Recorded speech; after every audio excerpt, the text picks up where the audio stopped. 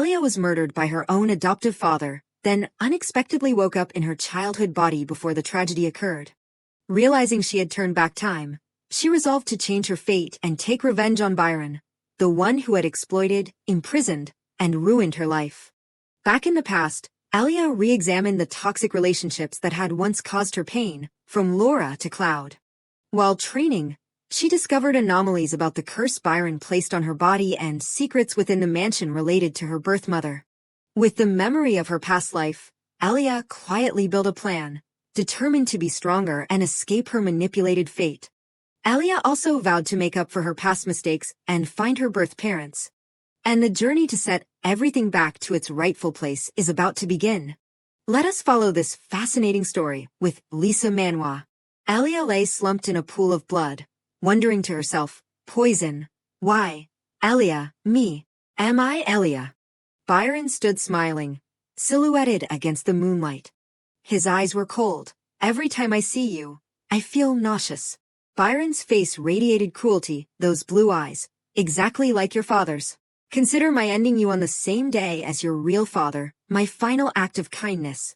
She lay there gasping, barely breathing. He stepped on Alia. The only thing I can forgive you for is this hair that looks like Ophelia's. She opened her eyes wide, listening to Byron's every word. Don't worry, your mother. He turned and walked away. Ophelia will live happily by my side. Suddenly, the door burst open, and Ophelia rushed in, shouting, Alia. The last blurry images she saw were of Byron embracing her mother and walking away. So, that really was my mother. Alia lay helplessly thinking, so, my mother is still alive. But now that I realize everything, what is the point? Suddenly, a dazzling light appeared, dispelling the darkness. The next morning, as sunlight streamed through the window, she was lying on a soft bed, staring wide-eyed at the ceiling. Alia looked around blankly. She slowly sat up, wondering, what is going on? I was definitely dead. Just then, a voice called from outside, Are you awake, miss? Laura stood outside the door holding a small basin of water. Hurry up and wash your face.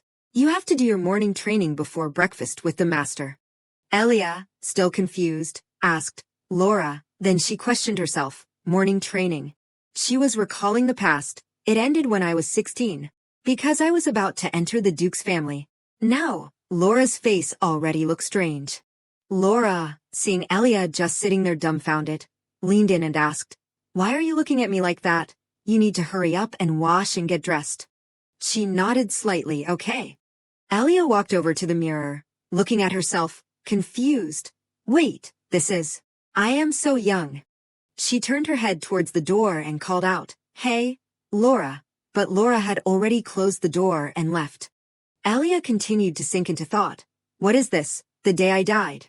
She remembered. It was one day before my 18th birthday.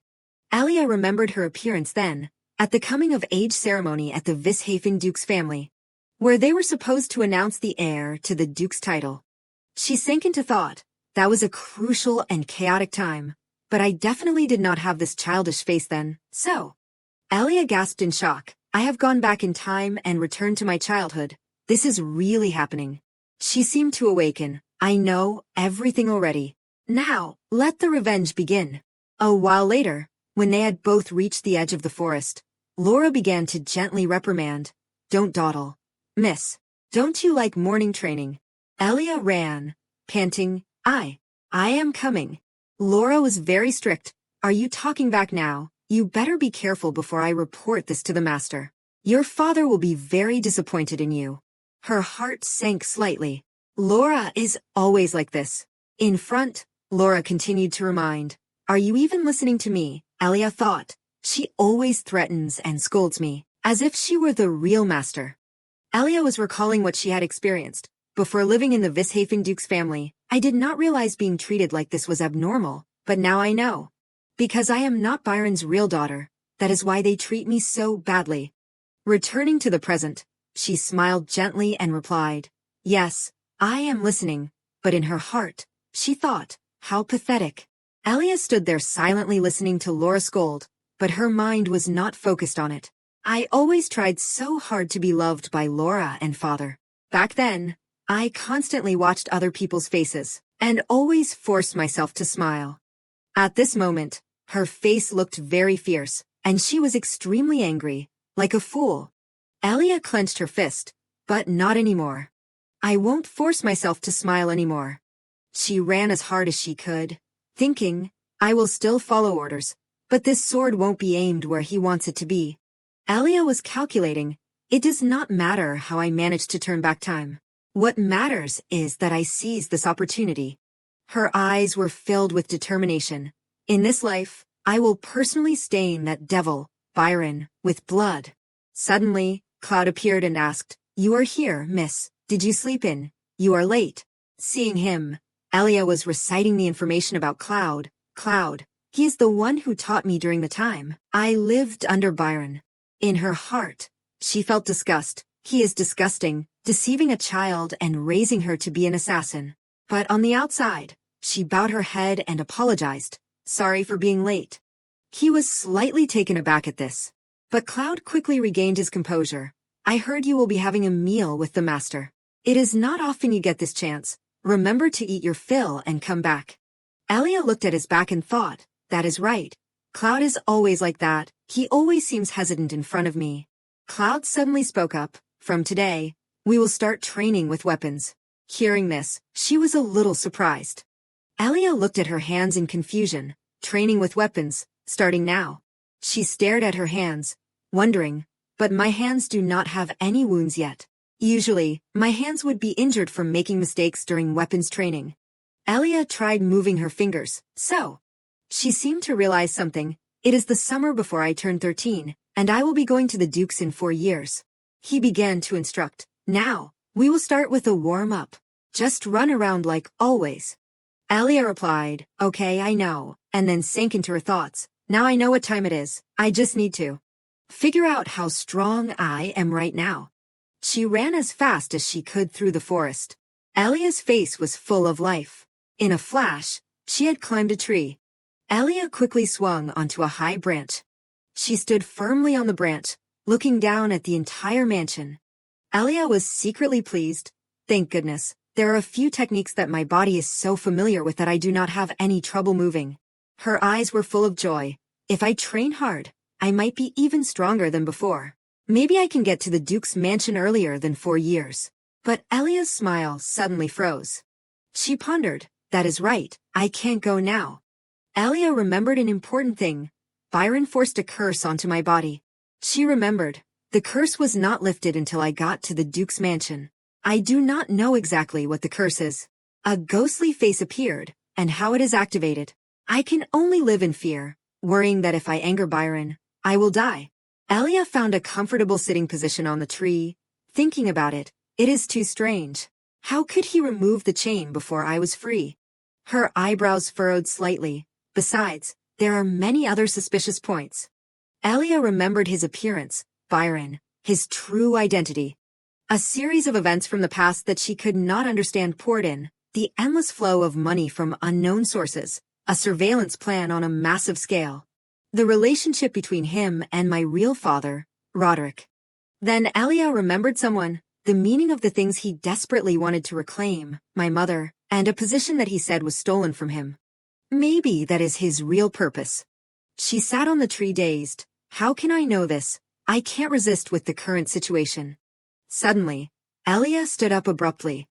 She stared at a place in the mansion. Wait, that is where my room is. Elia thought in panic. What is going on? My room does not look like that, but clearly on that floor, besides my room, there is no other door. She gradually regained her composure. If I am not mistaken, that is the secret room. A joyful expression was evident on Elia's face. That is it. She quickly jumped to the ground. If I find out information there, things will be easier. Maybe I will find Byron's plan and news from the outside. Elia landed quickly and ran off. I will act tonight. She stepped into a puddle. Elia stopped abruptly and looked back at it. A puddle. Suddenly, she saw something. The reflection of Elia's face appeared from the puddle. She saw the image of Roderick in it. Elia bent down to look closer. It is really similar, but why did not I recognize my father? She smiled. I will be back. Elia walked through the forest. No matter how difficult or dangerous it may be in the future, I have to do it. She walked to Cloud, and Alia reunited with him and Laura. She was determined. I will atone for the mistakes I have made. And one day, I will use the most sincere words. Byron's face appeared in the room. Alia whispered to herself, to send to my real parents. She wore a princess dress. I smiled and greeted. Did you sleep well, father? He acted gently and reached out his hand. Yes, my daughter, come here. A determination had been set by Alia. I will go there and say that I love you, Mom and Dad. In the dark room, Byron spoke. Laura said that you woke up late. He asked caringly, so you did not get much training this morning. Why, what is wrong? Byron's hand was placed on her head, but not in a loving pat, but as if wanting to crush Alia's head. She knelt at his feet. I am sorry, father, because I had a nightmare. He was curious. A nightmare? What nightmare? Alia reached out and tightly gripped the hem of Byron's pants. It was so scary. Her hands gripped his pants, while her head was forced down by Byron. Finally, Alia spoke. A dream where I was abandoned by father because I was no longer valuable. Hearing this, his hand gradually cupped on her head. That hand gradually moved towards Alia's eyes. My daughter. He spoke. Forget those dreams. There is no way I would abandon you. You are my only hope. She looked up and asked, then will you forgive me, father? Her face was half covered by that hand. Byron replied coldly, I hope you won't be like that again next time. He continued, you must wake up on time and not be lazy in training. Byron stared at Alia, the only one who can put an end to this feud of mine. It is only you. He suddenly pushed her head away. Let us have a meal now. Ignoring Alia's fall, Byron said without concern, you have to eat a lot to get stronger. Laura brought the food and placed it on the table. He said with annoyance, more meat again. I am sick of it. She sat pitifully on the ground, but Alia's eyes flashed as she looked at them. In the evening, Laura brushed Alia's hair and said, the master is so affectionate.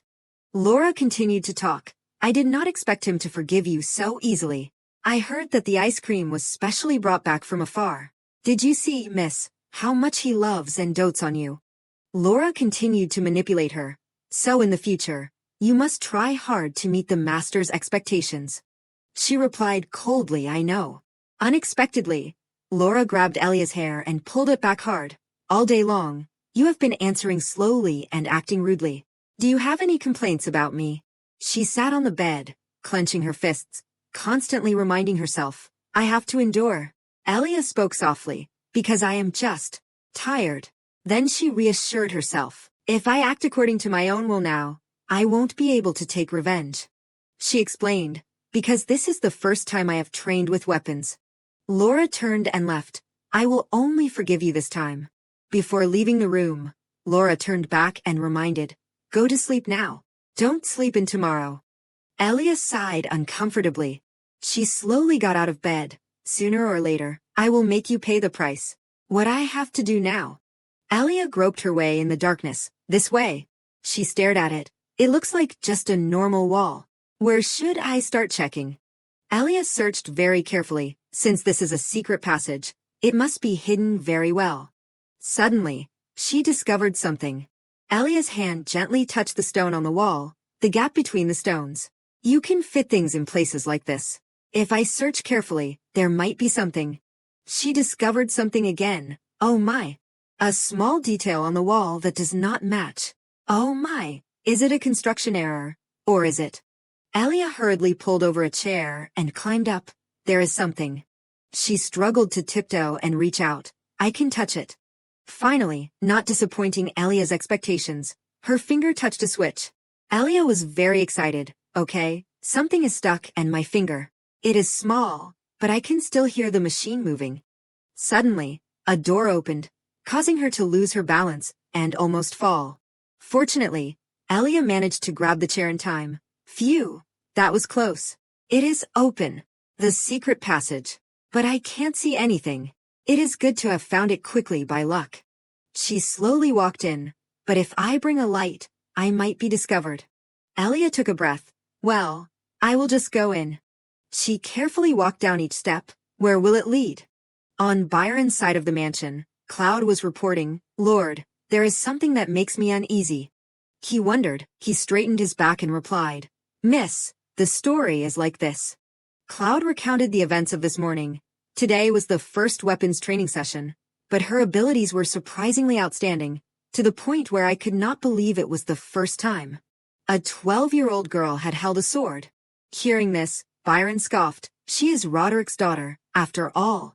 She has the noble blood of a master swordsman in her. He smiled. Truly admirable. Both father and daughter are blessed with outstanding talent. But Byron's eyes immediately became gloomy. He said, "Leave it be. She has to quickly become proficient and stab her father in the back." Cloud obeyed. "Yes." Byron asked again, "Any other reports?" He replied, "No." He replied, "Okay, you can go down. I need to rest too." Cloud bowed. "Yes, Lord." The bright moonlight shone warm rays through the glass window, seeping into the room. Suddenly, a dark shadow appeared outside the window. A bare foot stepped up without any protection. It was Elia. She flung open the window and stepped in. What talent! She was distraught. Even though she is the daughter of a master swordsman, she has no talent at all. Those pale hands unconsciously clenched tightly. In the past life, she had countless wounds because she never progressed, to the point where she had to beg Byron every time. It was all the result of bloody efforts and dedication to Byron. Elia walked softly into the room. "That is enough. There is no benefit to dwelling on those thoughts." She regained her spirits. "Now I have to focus on finding clues. The place with the most information is." Elia immediately thought of one place, Byron's desk. She walked to his desk. Picking up a letter, Elia began to read to herself. "What kind of letters are piled up like this? I thought he was living in hiding, so he did not contact anyone outside." A line appeared before her eyes. "I have carefully considered your proposal." Elia slowly read the letter. "I also want to see that arrogant young lion, but how can we underestimate the wolf guarding that lion?" She was confused. Lion, wolf. What does that mean? Then Elia continued to read. "But did not you say that you failed in hunting the lion before? So I will pretend I did not see your proposal." The letter continued. "It seems you are old, so your memories are no longer clear.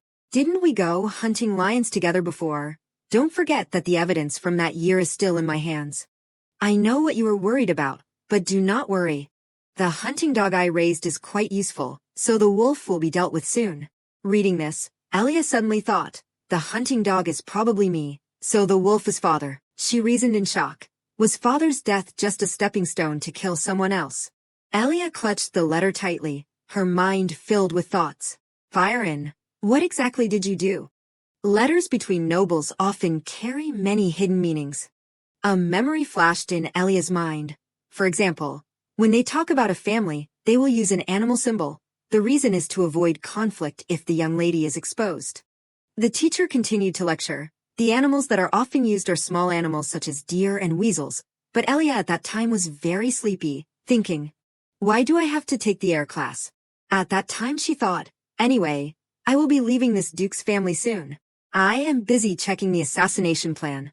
On the podium, the teacher was still devoting all his heart to teaching. Powerful animals such as wolves or lions will symbolize powerful families, for example, Vishafen. Elia nodded, thinking, "I just need to pretend to be listening." "Why listen? It is not like I will ever use it." The teacher's voice was still ringing out, and the animal that refers to the royal family.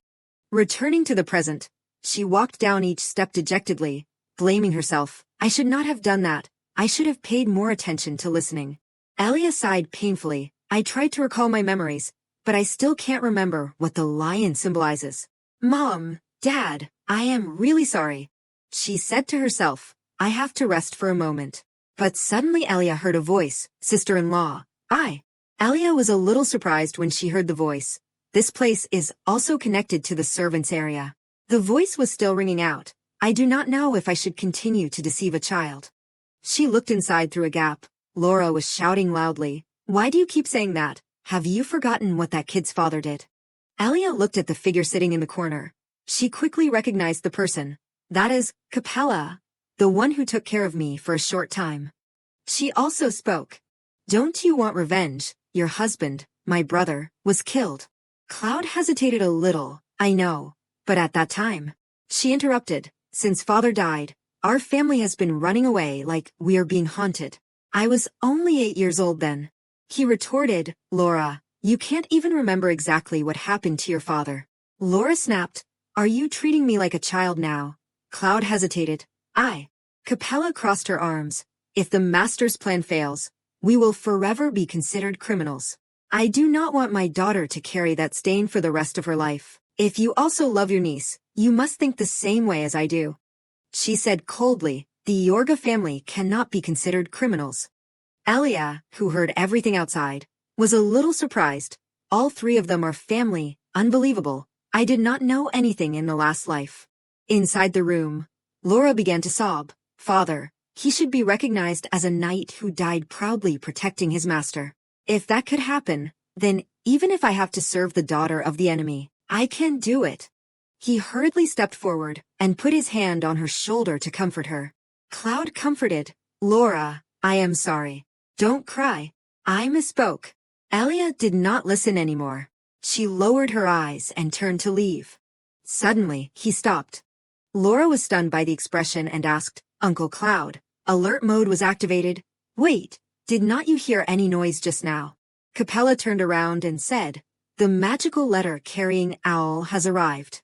You are as good as ever, sensing it so quickly. He hesitated. I will go check. Saying that, Cloud walked away, thinking, this sound. Is it just my mood? He slowly opened the window. That is right, who would eavesdrop in this mansion? Cloud affirmed, only birds that can't fly would do that. The next morning, sparkling rays of sunlight competed to shine into the room. Elia tossed and turned in bed. I can't sleep. She thought about what she had witnessed last night. From Capella's words, have you forgotten what that child's father did? My husband, your brother, was killed. To Laura's words, since father died, our family has been running like we are being chased by ghosts. I was only 8 years old back then. Elia's head was filled with countless thoughts.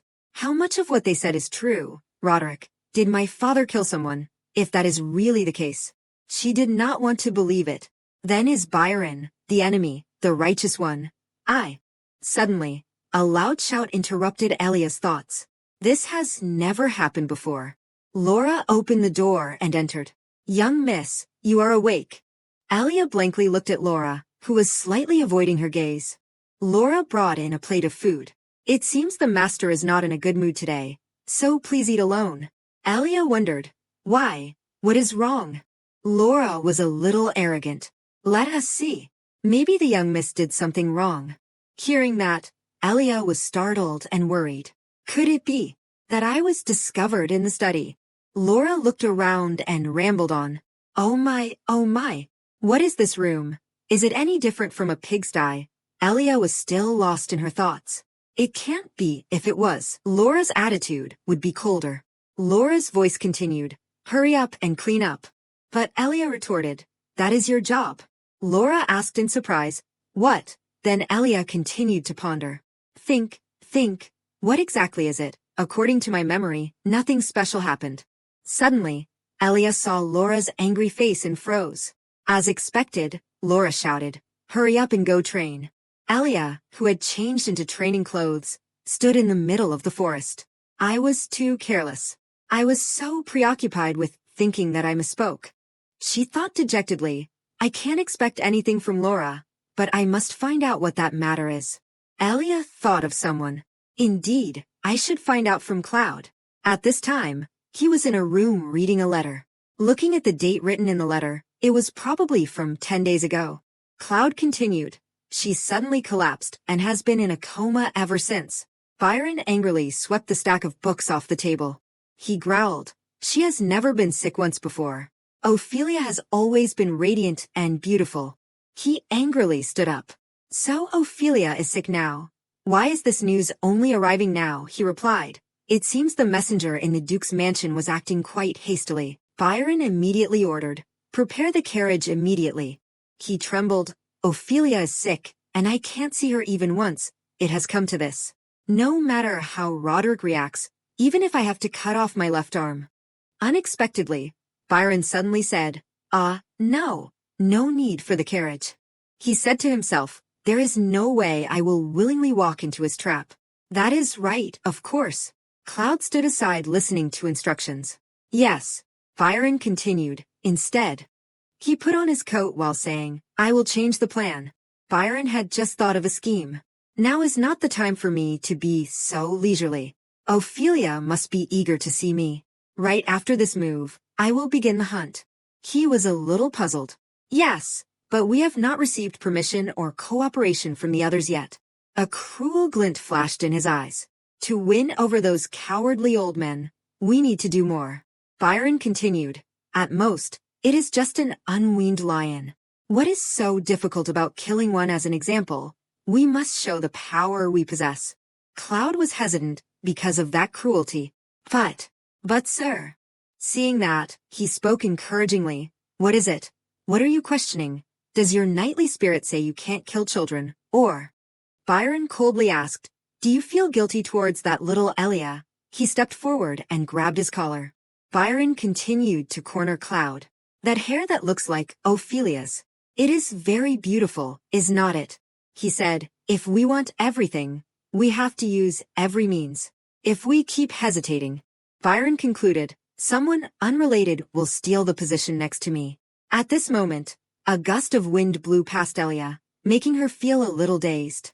Outside the mansion, a guard waved his hand. Sir, the wind is quite strong. Come here quickly. A pristine figure passed by. Winfred brightly replied, yeah, I am coming. Elsewhere, Cloud sat fearfully in a corner, his head filled with Byron's words from before. You must remember, criminals have their own way. On this side, Winfred's father was happily spreading his arms. My son. He excitedly hugged him. What am I supposed to do with this longing after you leave? I can't live without you. Have you checked all the luggage? The guard in the distance stood up straight and replied, yes. Winfred quickly reassured him, don't worry, father. This trip is only for a month. Winfred's father put on a tearful face. I can't bear it, a whole month. He said confidently, never mind that, but I am more worried about the situation with Master. He realized who Winfred was talking about. If you mean Vishafen, there was news this morning that the madam has woken up. Hearing his father say that, Winfred breathed a sigh of relief. That is good. I felt very guilty for not being able to visit her. He comforted him, because the cause of this disease is unknown. They are afraid of infecting others. There is no choice. But have not people sent comfort gifts to them? Winfred's father saw him off to the carriage. The Vishafens must be very grateful. So just go and come back safely. Winfred leaned out. I will be back soon. After the carriage left, he spoke. Continue the report. A butler respectfully said, she has woken up, but her physical condition is not very good. Anyway, Winfred's father waved his hand. You do not need to say it. I know. He turned around and said to the servants, send a good doctor to the Duke, and remember to tell them that if anything happens, they must report it immediately. This matter could turn the empire upside down, so we can't stand by and watch. The maids obeyed. I understand, yes. A maid turned around and said remorsefully, I should have told the young master just now. If he finds out about this after he returns, he will probably be very sad. Winfred's father calmly said, this issue is still unclear. He is on his way to do something important. Why bother him with this? He said in a doting tone, my son is still very young, right now. He is at the age where he looks at hope instead of reality. On Elia's side, she was tossing and turning in bed. Is there really no hope? Elia thought back to this morning. Cloud is more rigid than I thought. No matter how much I try to persuade him, he won't budge. Recalling her situation this morning, she cried inwardly. He was the one who was late, but he increased the intensity of the training. Is this punishment? Elia remembered Cloud's words. Moreover, this is the master's order.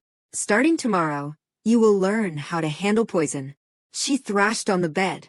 What exactly is going on? I was not supposed to learn about poison for several years.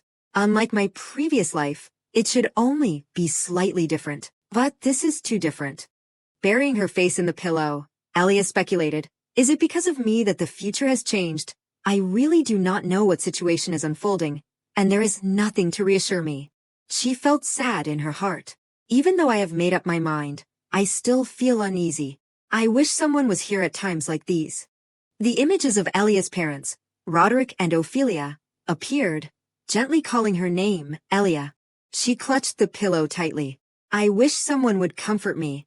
Elia was helpless. I am too weak. She began to feel weak. Because I experienced that tragedy and came back, every memory and breath of warmth became clearer. I missed them so much. Elia gradually fell asleep with distant wishes. I want to return to that place as soon as possible, but that future is too far away.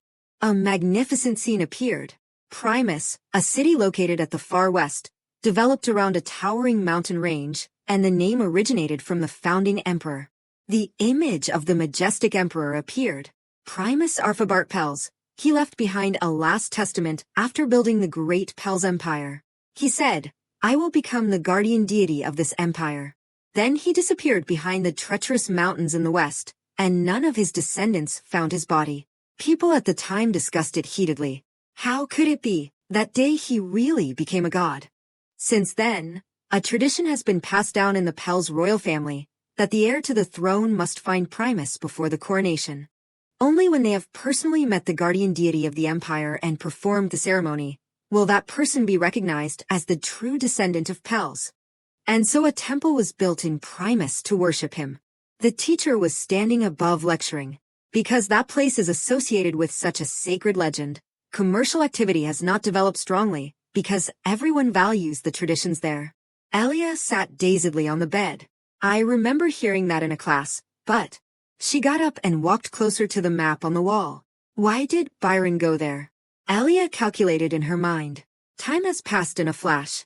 3 days have passed since I fell asleep from exhaustion. Now I have returned to Byron's room to see the situation. She searched everything.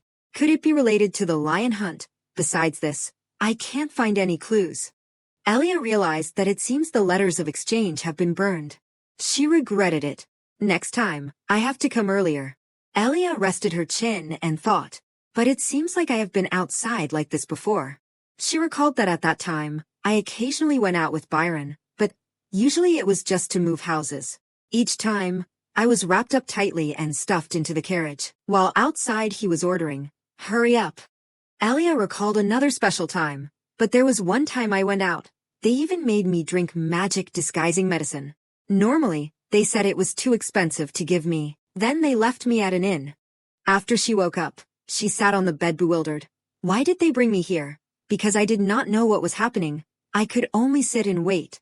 Returning to reality, Elia thought, is he worried that I will run away if he is not there? Anyway, if they are going to take me, that is even better.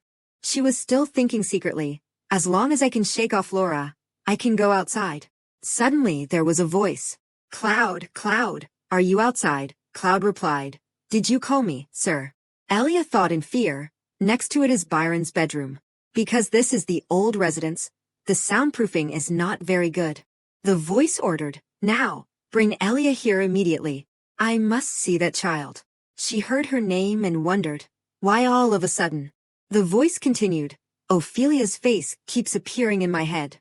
I have to see that brilliant silver hair to be able to sleep. Elia panicked. No, this is bad, he replied. I understand. I will go now. She ran with all her might towards the secret tunnel. I have to go back immediately. If I am discovered, I am dead. In the servants' quarters, Capella was sleeping soundly and groggily woke up because of the noise. She vaguely sat up and looked towards the source of the sound. Cloud appeared holding a small lamp. Sister-in-law, I will take the key. Seeing that it was Cloud, Capella lay down and continued to sleep peacefully. At night, the mansion was quiet, with only the light from the moon shining in. Fortunately for Elia, she managed to lie on the bed in time. Almost. Elia lay on the bed catching her breath. He has never looked for me so late at night. Outside the door, Cloud spoke. Young miss, if you are resting, I apologize for the intrusion, but Byron can't wait any longer. All right, I will go in directly. Hearing that, she was startled. He is coming directly. Elia lay with her back to the door, her heart in turmoil. What should I do? Should I pretend to be asleep? Countless calculations flashed through her mind.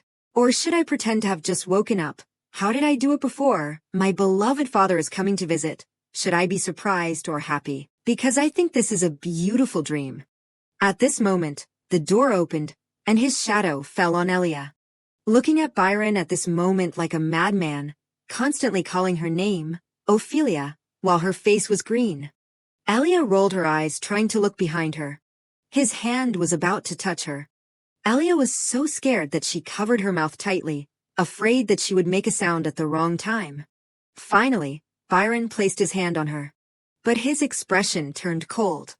At this moment, Elia sat up with a frightened face. She stammered, "Father. Father. When did you come? Did you come to see me?" But Byron did not answer that question, and instead asked coldly, "Cloud, who did I tell you to bring?" He replied, "You told me to bring the young miss." He looked at Elia. "That is right, this child."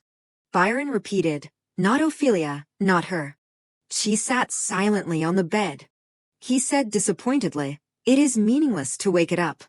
Then Byron turned and left, leaving Elia with a cold sentence, "Go back to sleep." She smiled and replied, "Yes, father, good night." They left, and darkness enveloped the room again. Elia sat on the bed in fear. Could it be that he discovered I was acting? She worried, "What should I do?" The room opened, a quiet scene with scattered items. In the room filled with books and tools, Elia was diligently working. She was concocting. A call rang out, "Young miss." It was Cloud. He worriedly reached out to stop Elia. Cloud spoke, "What are you thinking? Handling poison is very dangerous. You need to concentrate." Her face momentarily turned pale. Elia hesitated. I am sorry." She stared at him, thinking, "I can't concentrate. I am only concerned about whether I was discovered last night." It seemed that Cloud had not changed at all. Cloud gently turned his head to look at Elia. Seeing that, she quickly avoided his gaze. He spoke, "Yesterday, you were pretending, right?" Elia's face darkened in horror. Cloud continued, "Because of the alcohol, the master does not remember anything today." She was silent, not knowing what to say, her body stiff, her hands unconsciously clutching her clothes. Suddenly, he spoke, gently reminding her, startling Elia, "You should be more careful next time. If he still remembers, he is not the type to understand you. I know you are very sad." She felt surprised in her heart. "Sad? That matter? Is it okay to say it out loud?" Cloud comforted, "Recently, you have been eating alone and training very hard. So it is understandable that you are sad." Elia was at a loss in her heart. Could it be that now? She imagined her appearance through his words while speculating, "Cloud thinks my attitude yesterday was just childish sulking." Elia did not explain anything further. "I am very grateful for you saying that." However, there was still something weighing on her mind. "If you misunderstand, I am very grateful, but this feeling." Then Elia changed the subject. "What is wrong with my father lately? Did I do something wrong?" Cloud replied, "It is not because of the young miss." She was still curious. "So, then, is it because of someone named Ophelia?" Hearing that, his face suddenly turned fearful. Elia remembered that last night, Byron himself had uttered her mother's name, so this was an opportunity for her to ask directly. Cloud was stunned on the spot. She waited for a response from him. "Give me a useful answer." Cloud spoke, "Yes." He clarified, "Everything is because of that person. Whether the young miss is here, or whether the master's eyes still have not faced reality." Cloud asked, "Can you open your mouth a little?" Elia did not understand. She looked up at him with suspicion. "Huh, why?" Only to see his hand unexpectedly put a pink pill into Elia's mouth. She held the pill in her mouth, a sweet and happy feeling like flowers spread out. Elia felt it. "This flavor. It is strawberry candy." Cloud warmly instructed her, "This is a secret." He gently touched Elia's face. "Today's lesson ends here. We are traveling far tomorrow, so it is good to conserve your energy." Cloud instructed, "When you calm down and finish eating, leave." She remained motionless, unable to speak. He turned to leave, then Elia spoke, "Cloud, are you pitying me?" Cloud paused. "The master also asked me that before, so I thought about it very carefully. And it is definitely not like that. He left, leaving her with a lot of questions. What does it ultimately mean? What is his true heart? Alia was silent. That candy is also very complicated. She also noticed that inside it contained a sweetness mixed with bitterness. Scene changes to Alia's appointed day. Time goes by again, and it is the day for her to go out. Everyone is busy preparing for this trip. The servant announced to the masters in the car, "We will depart after all the luggage is loaded." One person in the car replied, "Okay." Alia exclaimed, "Thankfully Byron took me along this time too." The maid in the brown dress who was traveling with her gave her a bottle of medicine. "Please drink this, young lady." Alia was surprised. She felt uncomfortable in her heart. I really hate drinking magic disguise medicine, but there is no way around it. Even so, I have to endure it and drink it all. Then Alia radiated a golden light and her whole body changed quickly. Alia was annoyed. "It is not delicious at all." The maid reminded her, "This medicine is only effective for one day, so you have to drink it every day. And when the magic is gone you can't look outside." Alia was apprehensive. She thought happily, a perfect preparation. Alia had planned and hidden it from before. Fortunately Cloud went out before that, otherwise it would be very difficult to create sleeping pills. Cutting off Laura seems to be going smoothly. Then she was sad again. But can I hinder Byron's plan? Alia was sure, because I could not find the documents. I do not know exactly what the plan is, but I can still guess. At the same time, the carriage she was sitting in was still moving quickly towards the destination. Alia calculated, Byron does not have many subordinates. Besides the servants, there are only 30 private soldiers, so when he needs more people, he will probably use money to hire mercenaries. She imagined and predicted that. But this time he did not bring much money, and Cloud was the only one who brought her to the hideout. Alia observed, if there is trouble, only Cloud will probably take action, because he is the strongest person in this group. She looked out the car window. If I keep following it, something will definitely come out. Cloud sensed it, so he looked over and caught Alia's gaze. He raised his head to express it affectionately, making her startled. Seeing that, Alia turned her head away shyly. In an instant, the convoy arrived at a very bustling place. In the distance was a tall and majestic castle, and behind the castle was a majestic mountain covered with white snow. She leaned close to the window glass and admired everything in awe. Alia thought, but it seems like I have never looked at the scenery outside before. Cloud glanced at her and smiled. Suddenly a voice ordered, "Hey, stop." It was the voice of the guards of this castle. "I have to check. Please state your identity and purpose for coming here."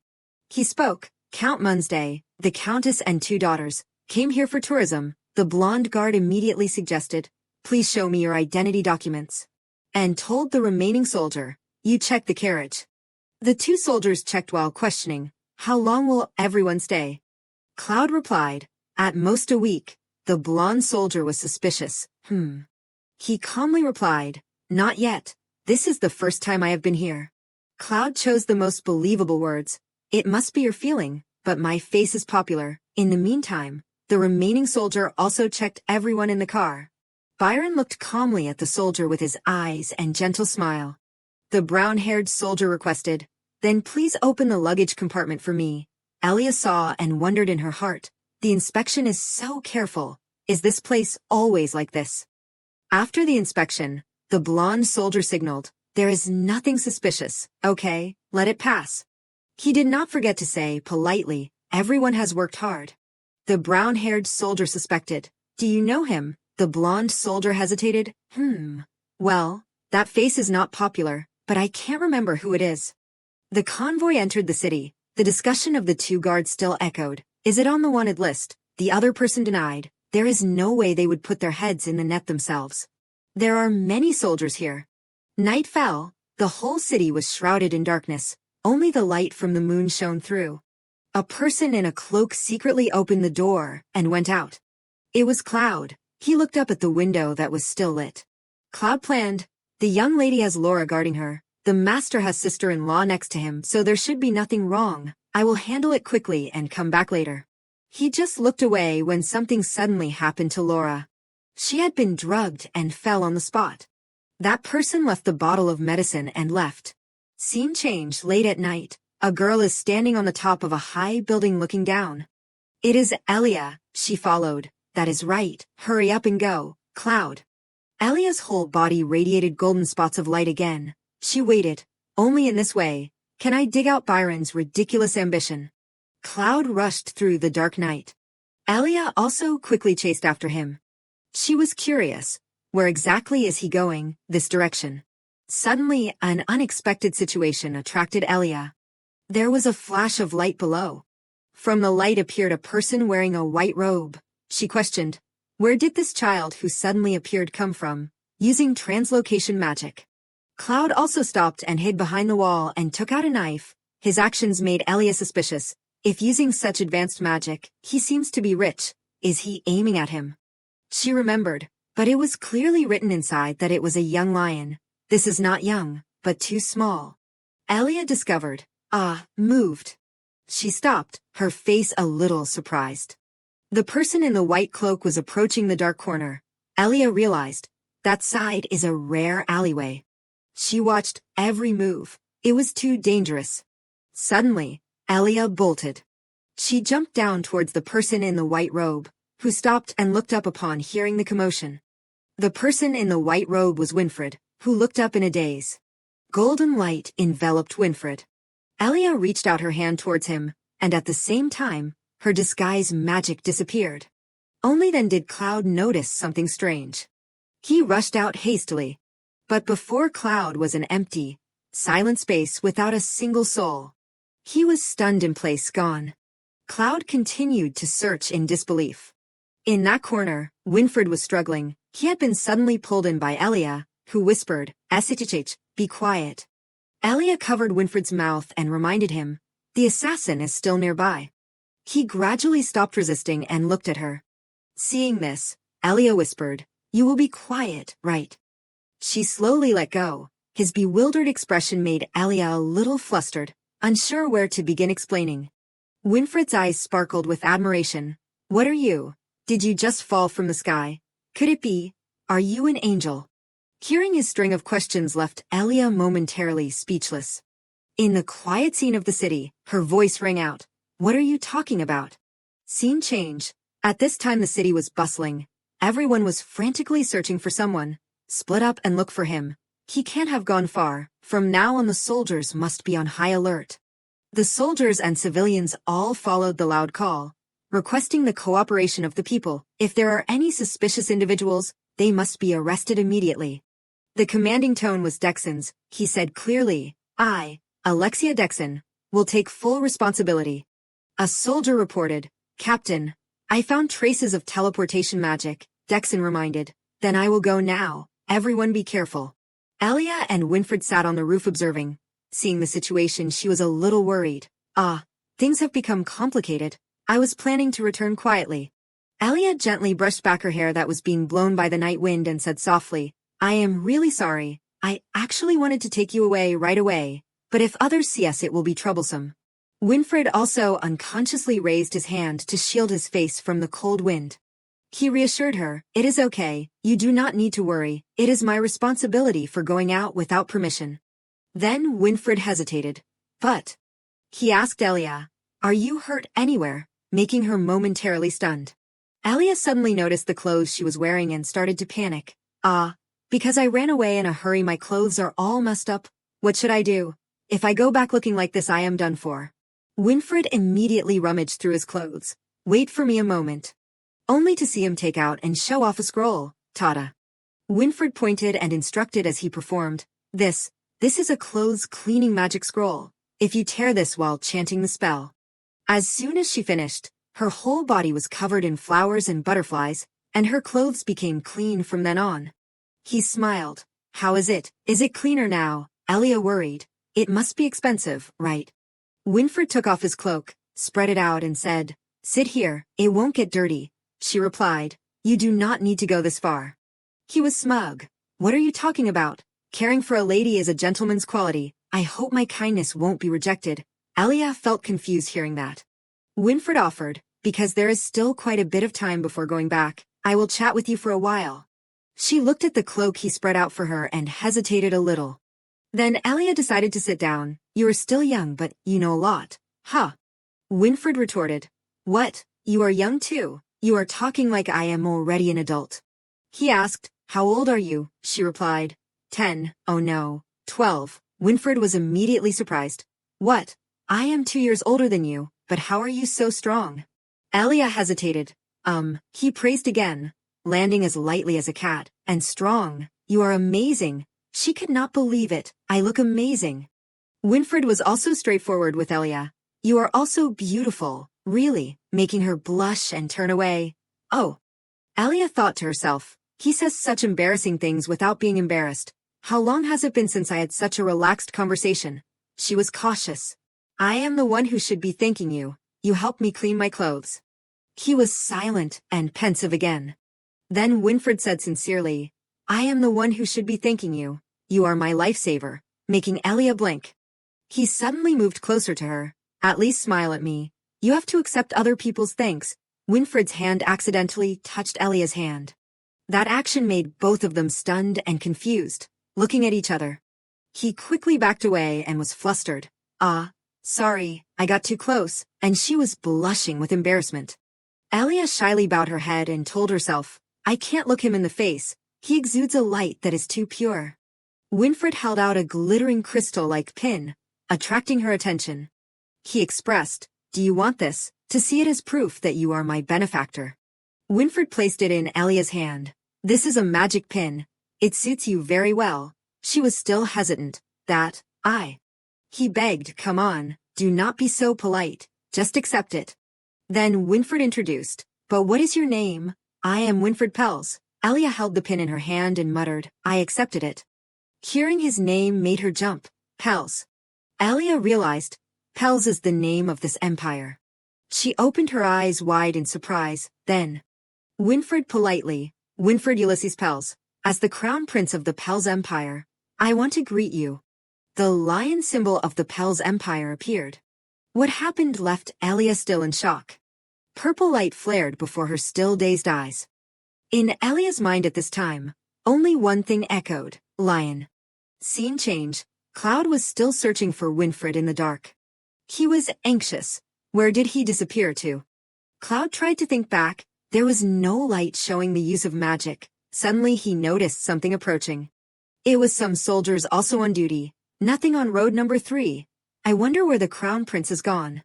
They discussed with each other. Is there any side we have not searched yet, or should we go back to the temple first? Cloud managed to hide in a corner. The 2 soldiers also left when they found nothing. He worried. The soldiers are increasing non-stop. I must quickly find and deal with the crown prince.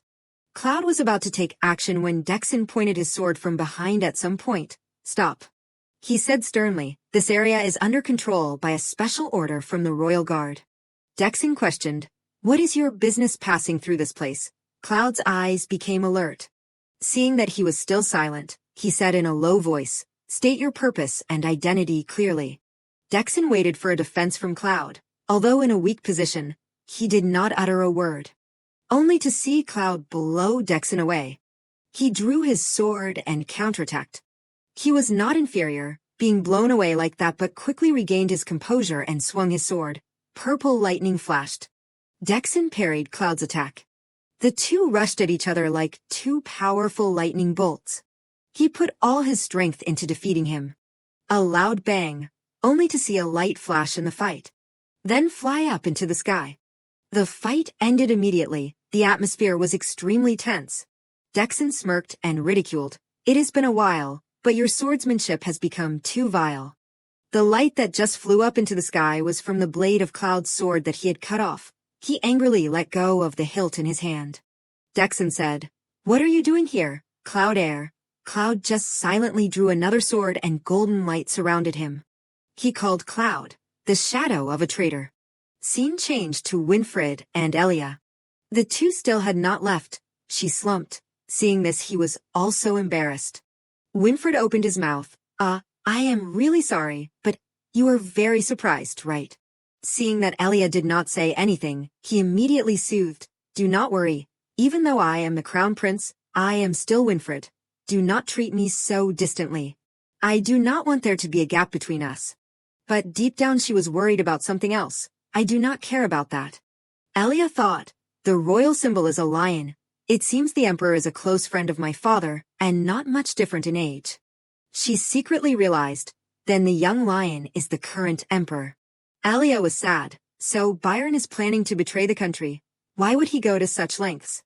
Her eyes were full of sadness. In her head a voice rang out. Ophelia. Memories flooded back into Alia's thoughts. The position, my right hand. You stole everything. She spoke softly. Okay, Winfred. Winfred was happy. You can call me Win too. Alia said in a low voice. You have said that, so I want to ask something. She mentioned. What happened to the emperor's position? He wondered. Huh? Why are you asking about this? Alia explained. Even if I am close to you, I am still afraid I will say something I do not know about. She expressed, because of my circumstances, I was not properly educated. You just need to tell me what happened in the royal family. Winfred said innocently, you are so emotional. Alia was shy and in her heart she knew what she just said was not quite right. Half of it was a lie. But, he replied, I do not mind saying the wrong thing so it is okay. But that matter has not ended yet. If you do not know, there will be many times when both sides are awkward. Right, Alia repeated, that matter. Winfred recounted, that was the great prince's betrayal of the country. He recalled, when my grandfather, the previous emperor, decided on an heir, he made my father, the second prince, the crown prince. Winfred said clearly, I do not know the specific reason. Originally this position should have been passed on to the great prince, but my grandfather broke the rule. He remembered Byron. That made my uncle extremely angry and he drank non-stop. His name is Byron Lionel Vito Pels. Winfred explained, my uncle is a very talented person. With just his speaking skills he led several families, so his power was not small. He recounted, then, he led several families to betray the country, and at that time, my father was on his way to Primus like I am now at that time. The palace only had my grandfather and the guard. Winfred shared, the moment my grandfather was cornered, that person came. He mentioned, Duke Roderick Vishafen and the knights. Winfred continued, as soon as the best swordsman in the empire took action, this rebellion quickly ended. That memory was once again recreated through his words. Those who were captured were stripped of their titles and executed, and those who escaped were wanted. Winfred talked about the current situation. My uncle has not been caught, so he is being wanted. You can go to the security room to see the wanted notice. Hearing this, Alia understood. So, his eye color is the same as Byron's for this reason. She cared. Are you close to that uncle? He laughed. How could that be? At that time I was only 4 years old. Alia secretly realized, so that was 10 years ago. It has not been that long. Winfred confided, actually I have never directly met my uncle. The story I just told was learned. He smiled a little, then, my grandfather passed away 3 years ago. Winfred poured out his heart. Father does not seem to want to tell me, but grandfather is different. Images and conversations with his grandfather when he was young flooded back. I mention this because I want you to be the crown prince. Winfred's father at that time refuted his grandfather's words. Father, the position of crown prince is still too early for Winfred, but Winfred's grandfather denied it. This position will forge wisdom. His grandfather, even though he was lying in a sick bed, was still concerned. In this empire, your uncle is still alive and hiding somewhere. I do not know when he will target your father again. Winfred's grandfather tried to instruct, so you should learn a lot and be by your father's side to help him. This is my last request. As soon as he finished speaking, his grandfather was silent. His eyes welled up with tears. And then tears that could not be contained rolled down Winfred's small face. He had memories and words spoken at that innocent age. Yes, grandfather, I promise you, I will become a crown prince worthy of this empire, and I will protect father. Winfred confessed, I know, I am still too small now, but now I have had my coming-of-age ceremony, so I want to grow up quickly. I will help father catch uncle and bring peace to this empire. He looked forward with hope. That is my dream. Winfred was confused. I am sorry, I got off topic while explaining, because no one has ever wanted to hear this. He turned to Alia, that expression of yours, what is it? She quickly replied, no, nothing. But in Alia's head there were many questions. In the future that has passed, when I killed father, did Byron succeed in betraying the country? Did I indirectly kill this warm child? Did the empire collapse? She felt remorse in her heart. Since I was turned back in time, I have only been worried about revenge. I did not even think about the meaning of turning back time. But this is the first time. Thanks to Winfred, Elia finally realized more clearly. Tears welled up and a satisfied smile appeared on her face at this time. Elia stood up. I will take you back before it is too late. Seeing that the situation still had not calmed down, he wondered. It is still noisy, right? Didn't you say you were afraid of crowded places? She insisted. Leave it to me. To Winfred's surprise. Elia decided, if I already know that Byron is a traitor, then I need to investigate more, so I do not have time to sit here and relax. She returned the pin. I will give this back. I am not worthy of receiving these things. He emphasized, I already told you. Do not say such things. Winfred said seriously, you are my benefactor, so you deserve to receive a thank you gift. Why do you keep refusing me in that way? Elia was stunned for a moment, then reluctantly explained, because storing it is a bit inconvenient. He calmly, I can solve this problem, only to see Winfred raise his hand to his mouth and whistle. A golden light flashed before her eyes. Elia was surprised. This is, Winfred raised his hand and created it and replied, it is made with magic. If you whistle it will appear. A small box appeared. Then he said, I will give you this to store things. She was planning to refuse again. Wait, it is a bit. He retorted, if you do not like it, why did not you deal with it from the beginning? Winfred joked, if you refuse this, I have something even more terrible. I have several magic tools now, making Elia confused. I know, I will accept it, so stop. He added, this pin is also a magic tool. It will change color over time. It is very useful when there is no clock. She knew that, but that was the reason to be wary. It is really so useful that everyone wants it, so I do not know if I should accept it. Winfred also emphasized. Also, it does not leave any traces. Hearing that Elia was surprised, does not leave traces, a little knowledge. Magic tools and magic usually leave traces after use. Winfred was happy. Yeah, the person who made this tool is the strongest mage in the world. He can also create protection magic without being detected. She secretly admired. As expected of the crown prince, to be able to befriend such great people. He repeated, making Elia jump. What is your name? I asked just now, but you did not pay much attention. If I want to transfer ownership of this tool, I need your name. Then she was silent and thoughtful. Elia wondered, does it have to be the full name? Winfred replied, no need. A fake name is fine too. She reluctantly, then, Elia Hailing. He felt like he had heard it somewhere. Hailing, sounds familiar. Winfred immediately chanted, Winfred Ulysses Vito Pels, will transfer these tools to Elia Hailing. After the command, the box in Winfred's hand emitted a brilliant golden light. He told Elia, okay, now it is yours, try whistling. She hesitated a little. The atmosphere once again fell into silence. Then Elia's voice trembled with shyness. I do not know how to whistle. Winfred burst out laughing, making her embarrassed and turn away. Scene changed to the fight between Cloud and Dexon, still very fierce. The naked eye can't see clearly where both of them are. He put all his strength into slashing at him. The hatred and the will to fight to the end of Dexon clearly appeared on his face.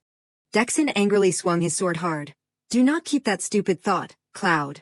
Cloud only dodged the blow, so he was a little smug. I do not deny you are an excellent knight. Dexon mentioned, maybe even better than your brother, Bayfold. He was smug, but, you are only there, how can you take down this much?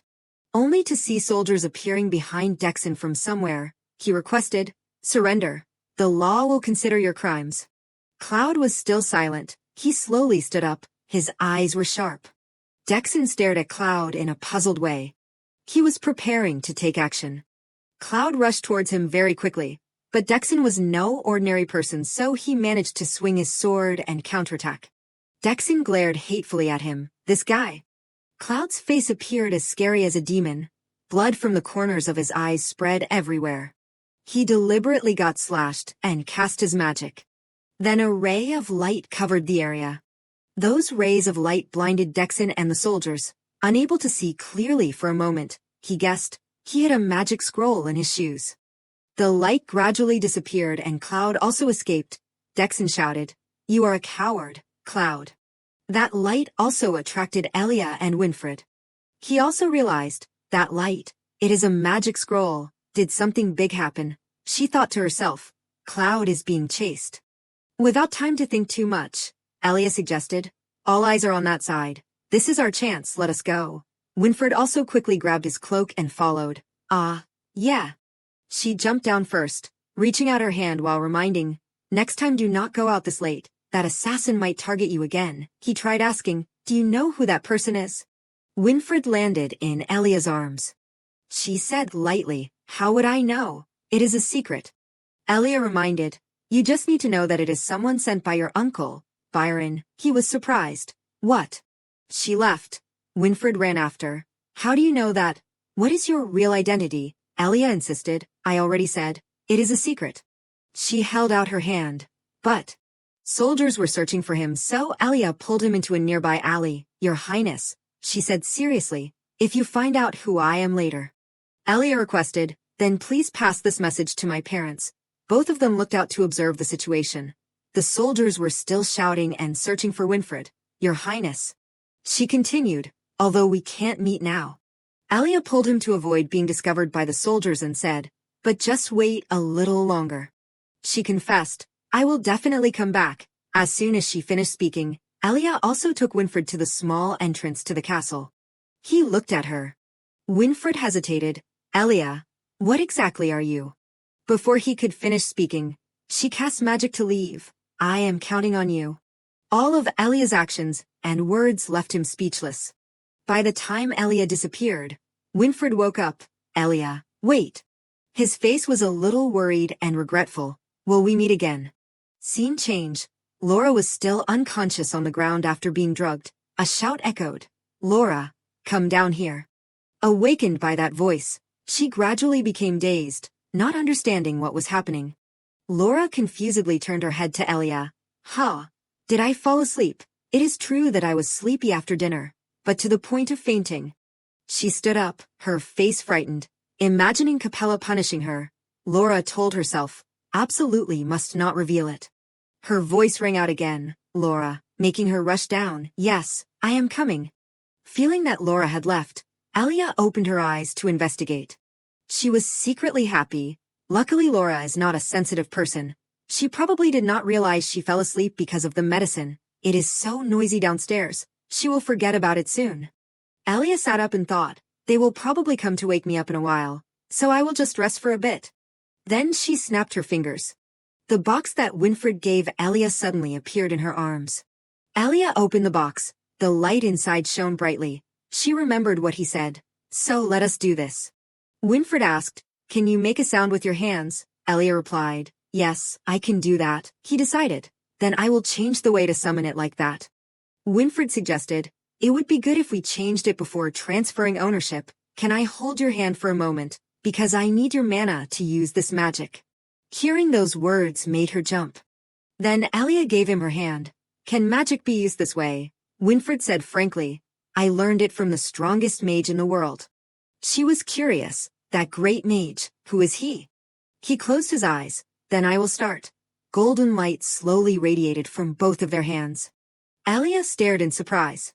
Then she smiled very comfortably. In Elia's heart there was something very different. It is really strange, just thinking about it. She clasped her hands together and felt it, and I thought that light was inside me, only to see light and bright golden flowers radiating all around. Suddenly a voice rang out, making Elia wake up.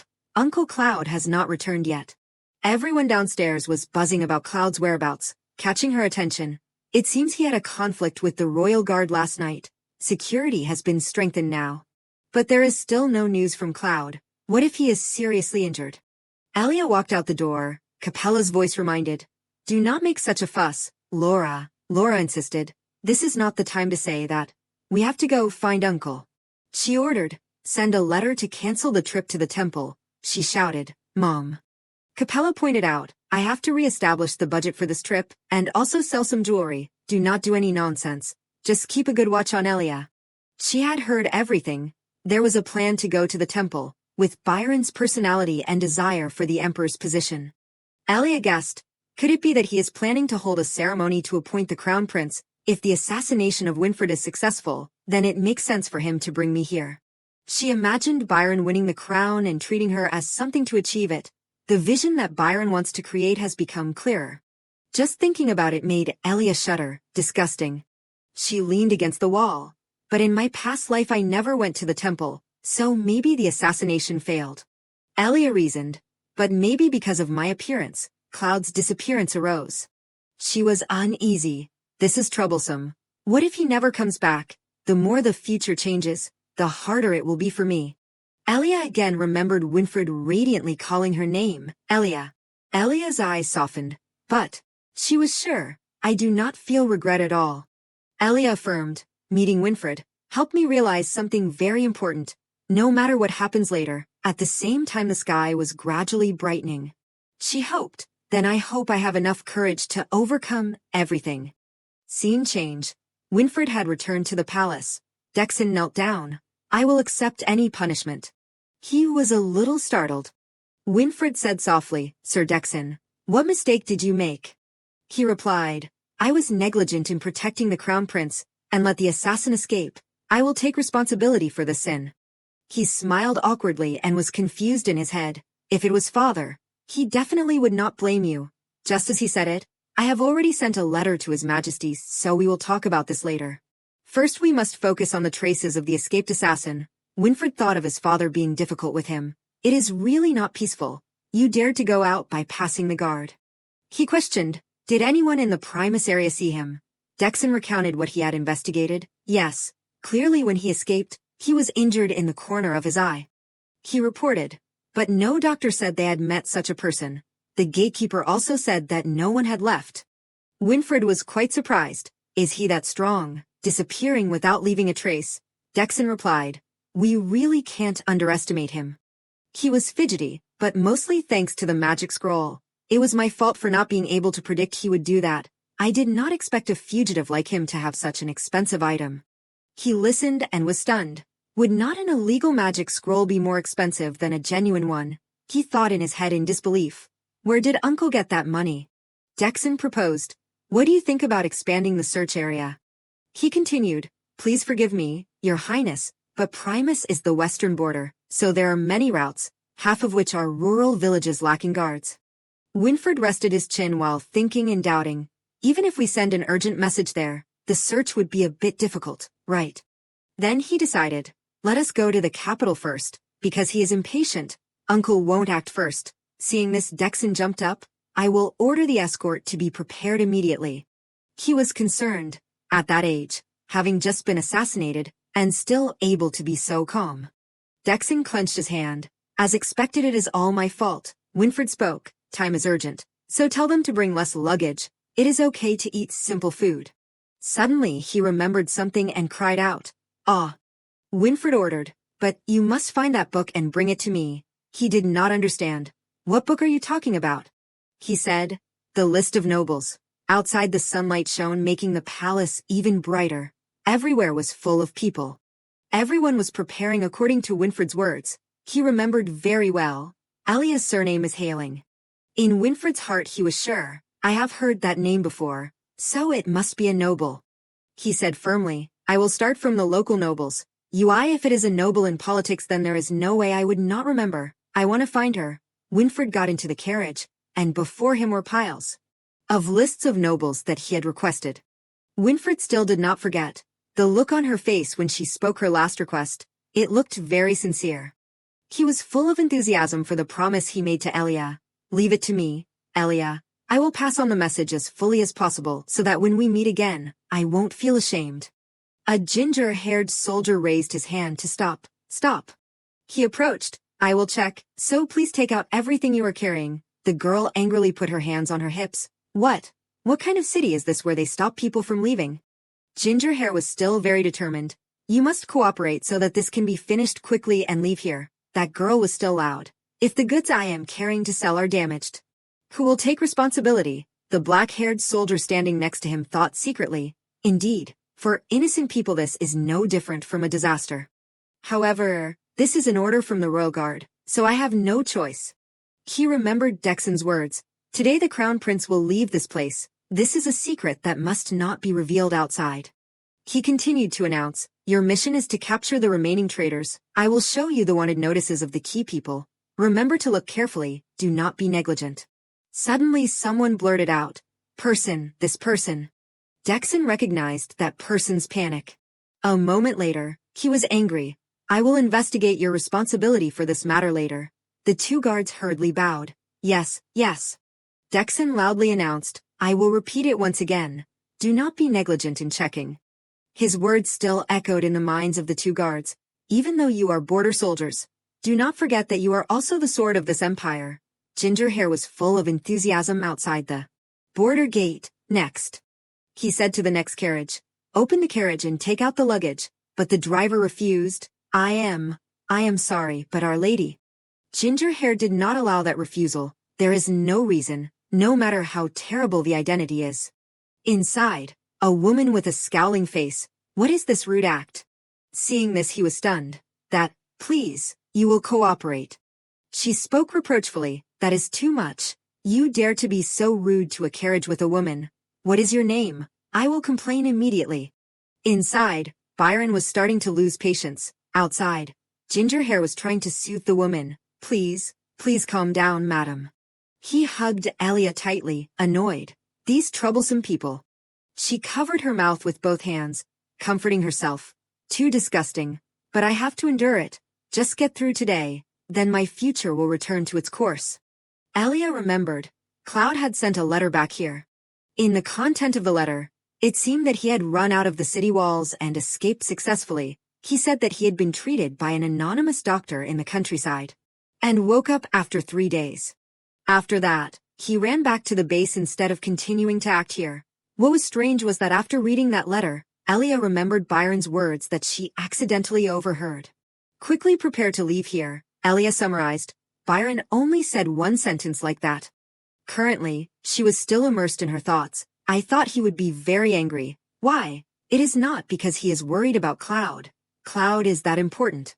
Elia suddenly had a bold thought. "What if I made Cloud side with me?" Ginger Hair's voice cut off her train of thought. "There is nothing unusual."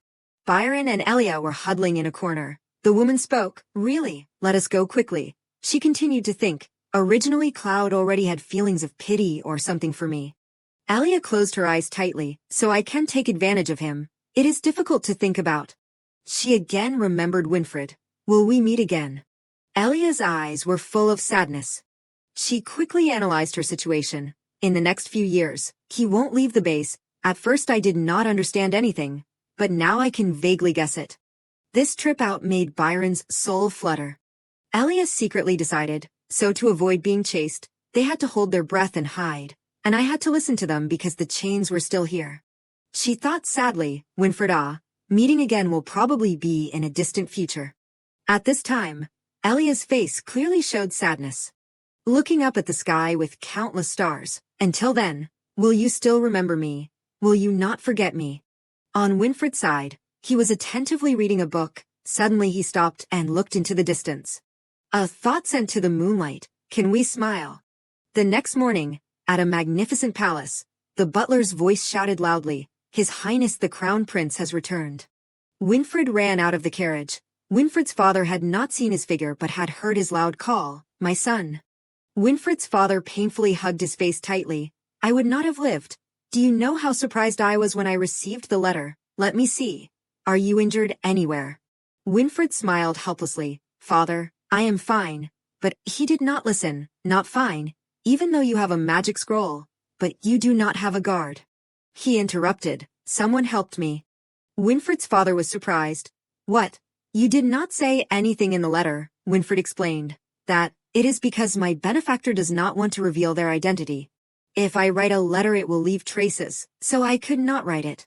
He asked, "So do you know who that person is?" Dexon standing next to him had turned to stone. "Your Highness the Crown Prince, did not you tell me that you were lucky to return?" He shook his head. No, I am still looking." Winfred's father seemed to understand. "So that is it." He smiled. "I know my son's heart."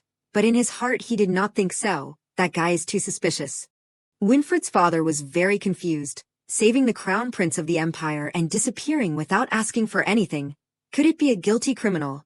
In another place, Elia reluctantly could not deny He changed the subject. So you loaded the carriage with a list of nobles and came back, right? Let me help you. But Winfred shook his head. No need. If father knows, then what is the secret? Winfred's father smiled. Right, that is right. But when he passed Dexon, his face immediately changed. You immediately form a separate team and go back to Primus for me. You must find out what happened that night. He agreed in helplessness. I obey your majesty. Winfred, seeing this, turned around and asked, what were you two talking about? Winfred's father restored his smiling appearance. Father needs to give some private instructions. In his heart he thought, because I was taught to repay favors when helped, so there is no way. He said lovingly, you must be very tired now, go take a bath and rest. Winfred replied, yes. Suddenly remembering something, he asked, has there been any news from the master's house recently? Hearing this, Winfred's father was silent. He turned and walked away. It is better for you to visit in person soon. In another place, outside the mansion where Roderick and Ophelia lived, the voice of a guard rang out. I am really sorry. A doctor spoke. We do not know the exact cause. Roderick said coldly, I will visit the lady for a moment, you go rest. Roderick Ellen Vishafen loosened his tie. Hard work. He looked at the two people bowing before him. I do not blame you, so relax your faces. Roderick strode quickly down the hallway. He slowly opened the door to the room. Ophelia was sitting enjoying the rays of sunlight. Roderick called softly, Wife-ah. Ophelia Vishafen was incredibly beautiful sitting there, but her face carried a hint of sadness. Ophelia anxiously asked, what did the doctor say? Seeing that he did not answer, she closed her eyes. Then Ophelia said sadly, it is okay. I guessed it already. What has happened, so there is no way to turn back. Roderick only knew to call softly, Wife-ah. Her eyes were full of grief, even our daughter. Ophelia continued, instead of sitting here sadly, we should do what we can. He was also sad. You are right, that is why. Roderick's eyes flashed with determination. Seeing that he did not continue, she raised her head and asked, therefore what? Roderick hesitated, the emperor. Hearing this, worry and confusion clearly appeared on Ophelia's face. He continued, has sent me information that Byron is starting to act. Night fell. From inside the forest, a bright red light flashed, covering a vast area. In the dark palace, Roderick with injuries on his face was approaching. He opened the door and entered a room. Roderick was angry. How could it be? Who is it? Standing ready in the room, Byron spoke. Why did my dear friend rush here so urgently? Is it because you realize the danger is approaching the royal family? He faced him. It is nice to meet you, Roderick. He said sarcastically, you have worked hard. Roderick went straight to the point. No need for greetings. He said coldly, you are a traitor and will be stripped of your status as a prince, so you do not have the qualifications to greet me. In Byron's hand, he held a glowing piece of jade. Behind him, a man was sitting. Byron sneered. Have you guys discussed this together? He laughed loudly, secretly judging something behind my back. The great prince is truly no better than garbage. Throw it aside. This is not something new. Silence fell for a few seconds. Byron spoke again, annoying. Then he suddenly went crazy, throwing the piece of jade in his hand. It can't be like this. Byron roared angrily. I am the eldest son of the royal family, the person who should have stood at the top of this land, yet you despise me. Roderick still calmly faced him. That is because your heart is too narrow. He shouted, shut up. He pointed at him. You think I do not know? You are the one who advised to let Hiram be the crown prince. Roderick quickly denied. I never said that to his majesty. Byron threw the sword at him. Do not pretend to be innocent with that miserable face. But Roderick quickly blocked it. He continued, I am only giving you some time as a final respect. If you continue to resist, then I will kill you immediately. He bowed his head. You. Then Byron raised his face. His face at this time looked very scary. You are the cause of all this. It is really strange. Byron fell into a depressed state. Why must the place of exile be the Vishafen territory?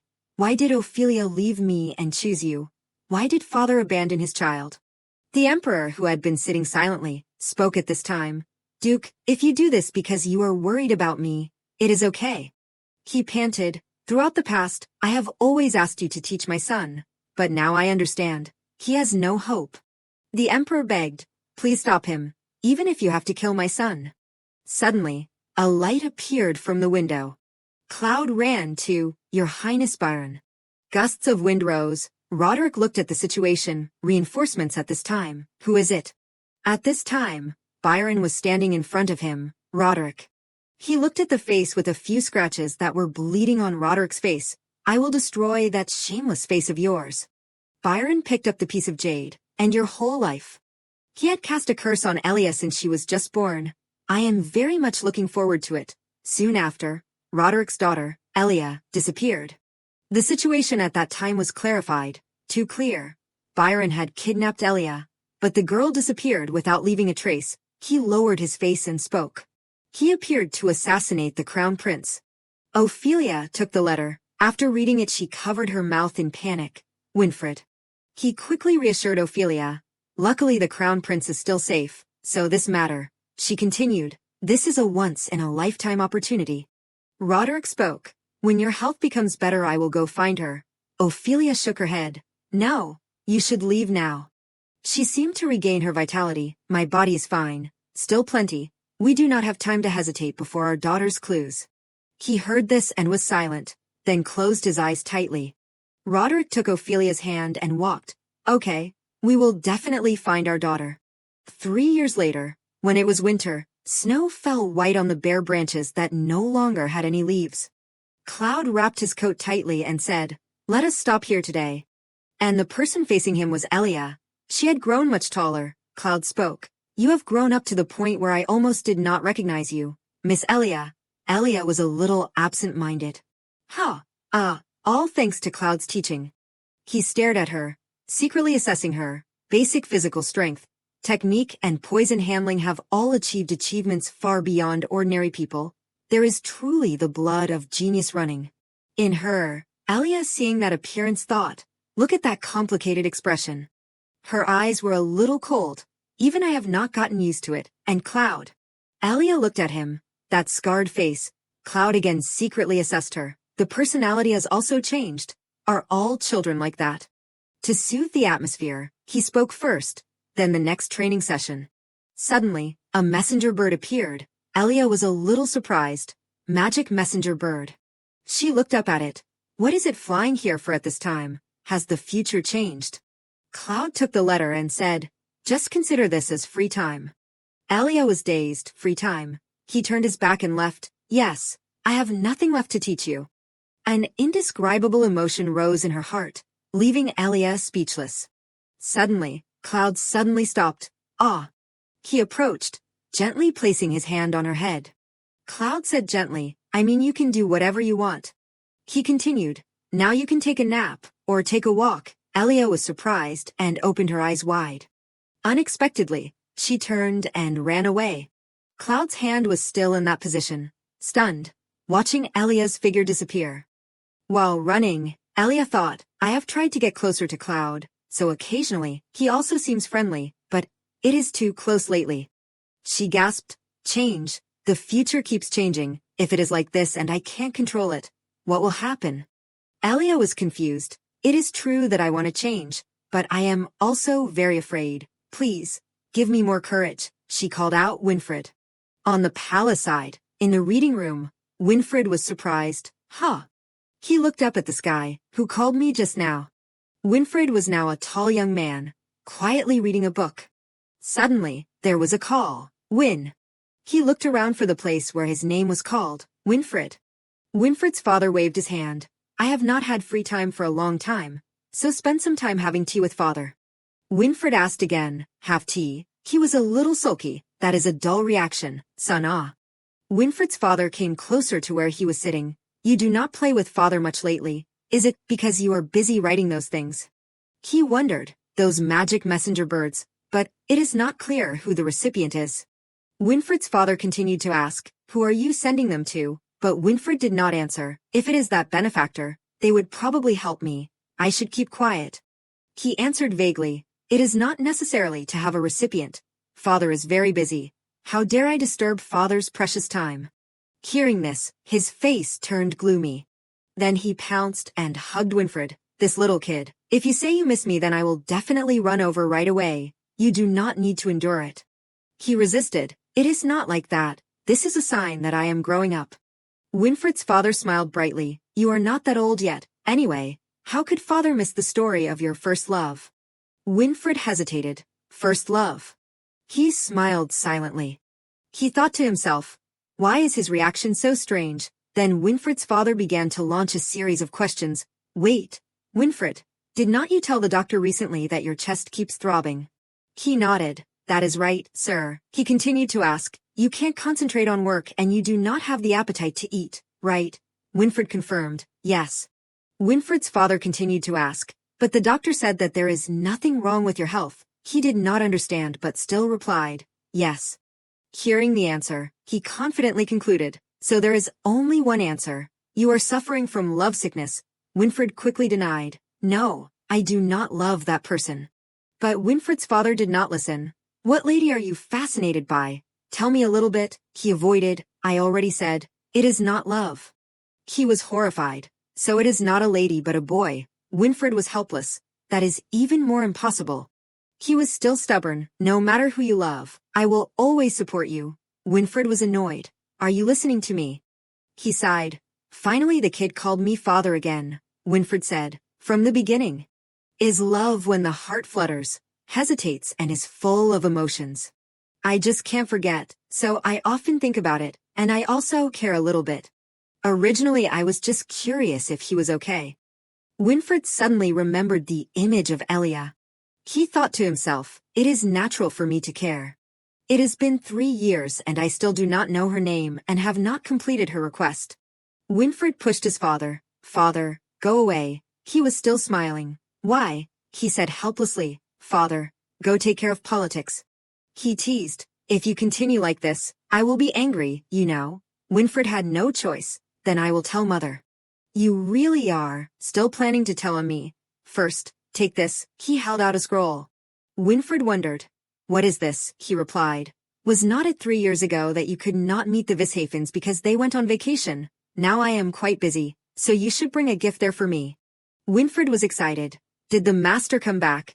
But a gift, he said loudly. Do not be surprised. Listen to me. I heard that they have a new heir. Scene changed to where Elia is living. She was stunned. It was difficult for me to calm down and come back. But what exactly is the news from Cloud that made everything so messed up? Elia looked at the building in front of her. She thought to herself, tonight I have to sneak in to find out. Over the past 3 years, I have entered and exited Byron's room countless times. Even though he was hiding, Byron was still regularly exchanging letters, and when I secretly followed him, I discovered something unbelievable, that among Byron's associates, there was a foreign noble.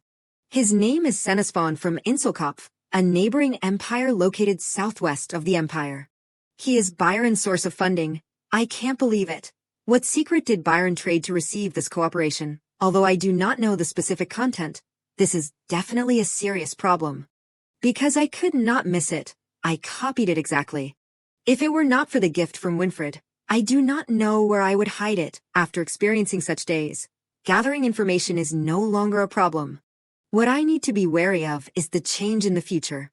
If the reason is the butterfly effect from when I saved Winfred, then it is too late now. I can't guess anything. Has anyone else changed the future besides me? From the beginning I did not know the reason why I could go back was too difficult. So it is possible there is another person who went back to the past. But how should I find out? Immersed in a jumble of thoughts, there was a call. Miss. Laura said irritably, what are you doing here, mister? Cloud told you to go back to your room quickly. Elia was surprised. Go back to my room. Laura warned. The master's mood is very bad today. You should be careful. Really, I am worried about you. Be grateful. Elia hesitated. I know. Was not Byron's mood quite stable recently? Even Cloud said that, so the relationship will probably be cold for a while. Byron was restless in the room. He kept calling Ophelia's name. Cloud stood solemnly beside him without saying anything. Byron flew into a rage. How dare you? How dare you carry someone else's child and not mine? Why? I love you so much. He slumped on the table. His breath was panting. In his room. Byron quickly regained his composure and thought, indeed, I have to kill it. Yes, there is no other way. Anyway, I love Ophelia very much, so I can ignore her mistake. That dog was raised to do this job. I must order it to kill that newborn before entering the Duke's mansion. If their second child loses their life at the hands of their own daughter, then that guy's expression would be worth enjoying. Cloud next to him clenched his fist.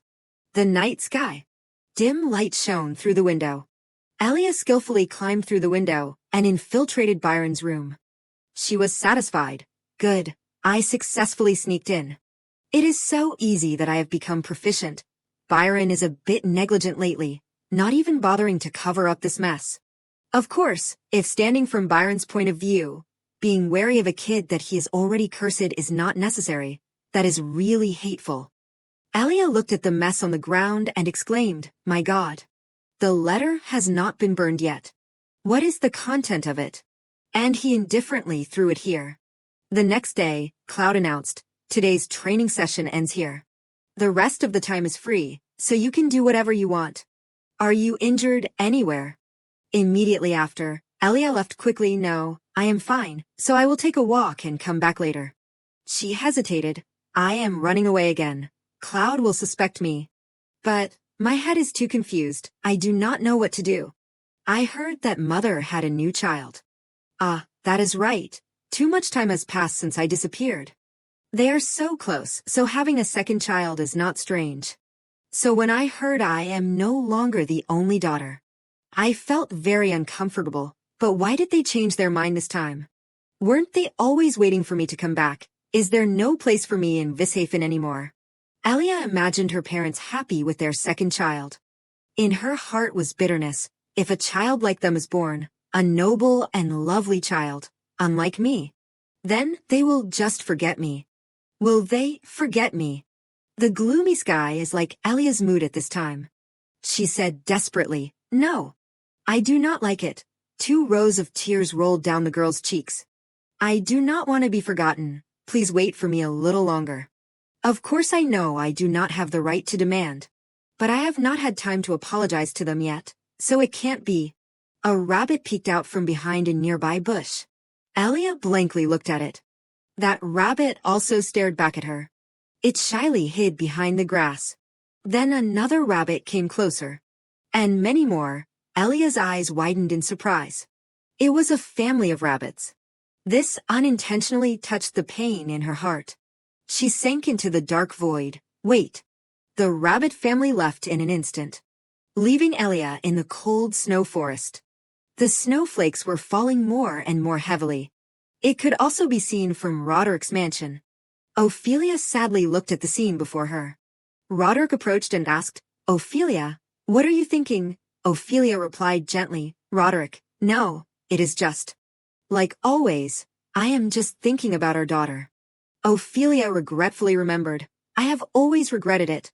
Losing her on that day was my fault. I should not have trusted that nanny. So I have lived in endless memories of her as a way to atone for my sins. And I did not dare to dream of a new life. In my heart there was a pain for her, but originally that was impossible. It should have been like that." She remembered the day she found out she was pregnant with her second child. What a miracle. I have always missed my lost daughter. But I can't abandon this innocent life just because of that memory. "Elia, my daughter, the weather today is too cold. Are you wandering on the road? Please forgive this mother. I will also raise your sibling with all my love, with the hope that one day, he will become the warmth that brings you back. So do not think that this means I have forgotten you. Your parents still love you very much. Even now, I still imagine many possibilities of that day.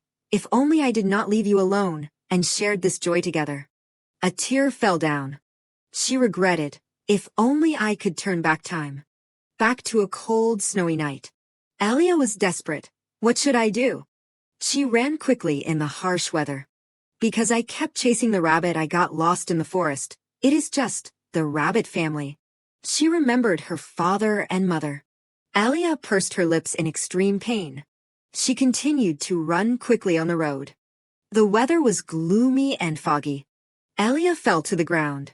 Byron, standing proudly, witnessed everything. His face was wrinkled and annoyed. However, he still spoke in a gentle but fake tone. It is very late, daughter. It seems great outside, right? Elia sobbed. I am sorry, I was wrong. Byron said coldly, my daughter. Do you really feel sorry for this father? Elia reassured herself. I must be calm. Byron just wants to see my miserable appearance, not to discover that I am betraying him.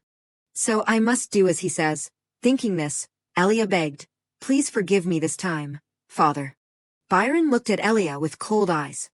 Elia's current image reminded him of the words Ophelia had said, I will decide where I live.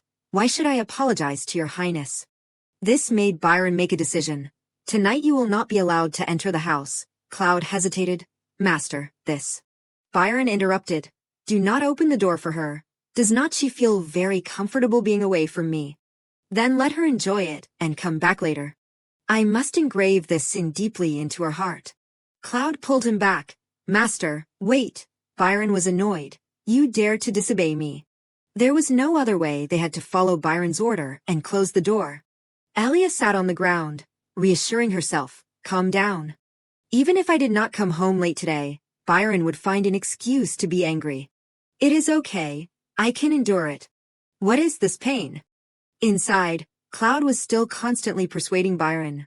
Master, the weather today is very cold. If we leave her outside, Byron did not care. I am doing this for a reason. You leave it alone and prepare the luggage. Cloud was surprised. Byron explained.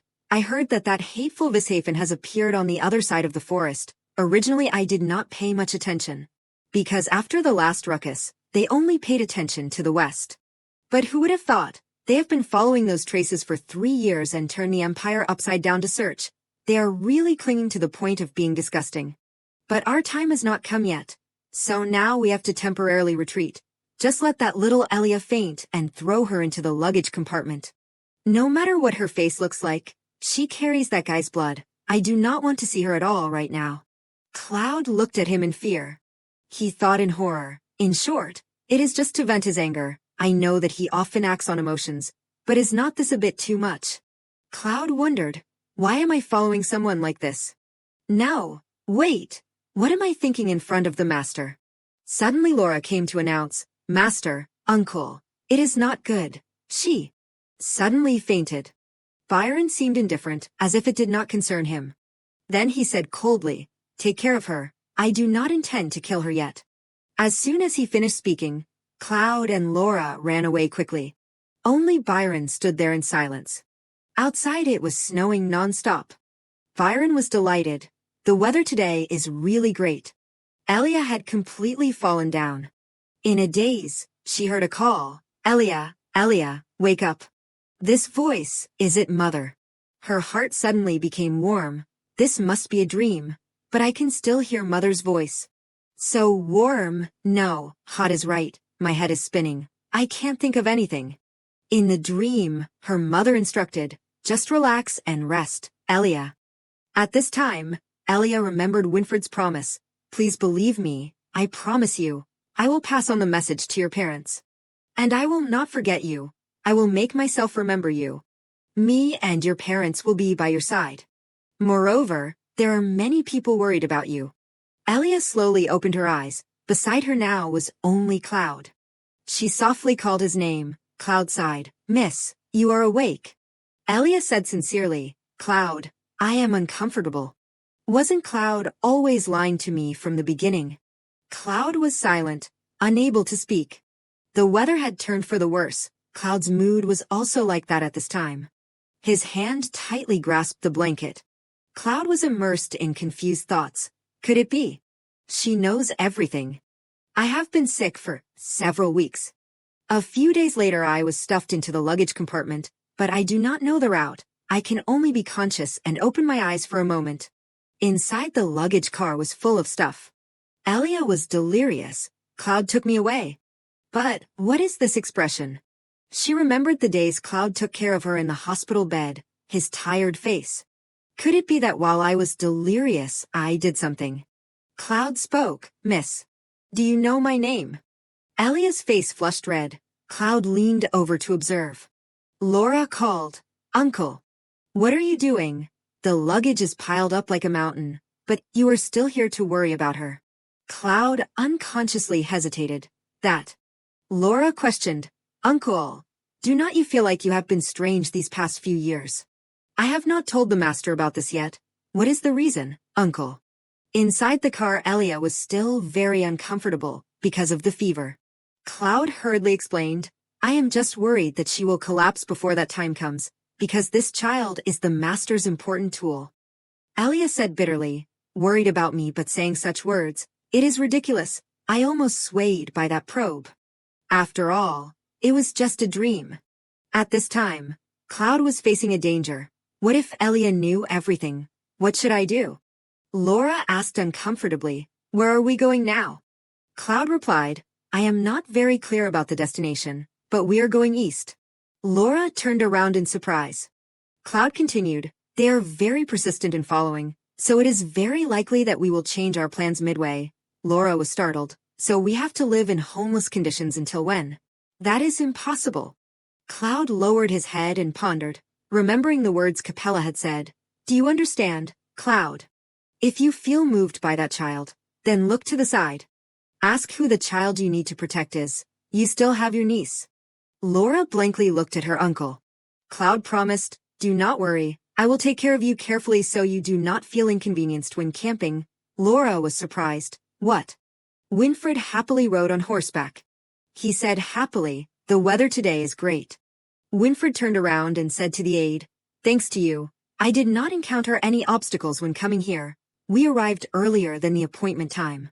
The servants lined up respectfully. Please come in, Prince Winfred. Winfred smiled socially. You must arrive early when going to the master's house. Dexon was flustered, but you must also arrive on time. A voice rang out, Your Highness. Winfred excitedly called out, Master, Duchess. Ophelia choked, Your Highness, are you still well? Winfred ran over to greet. How long has it been? I was very surprised when I heard you set out to the west so late. Roderick politely replied, I am really sorry, Your Highness, because we have urgent matters. Before he could finish speaking, Winfred asked, Does the master miss me? Roderick replied, Of course, I was very curious to know how you have been doing. It has been a long time. You have grown up to this point. Winfred was overjoyed when he heard this. Do you really think so?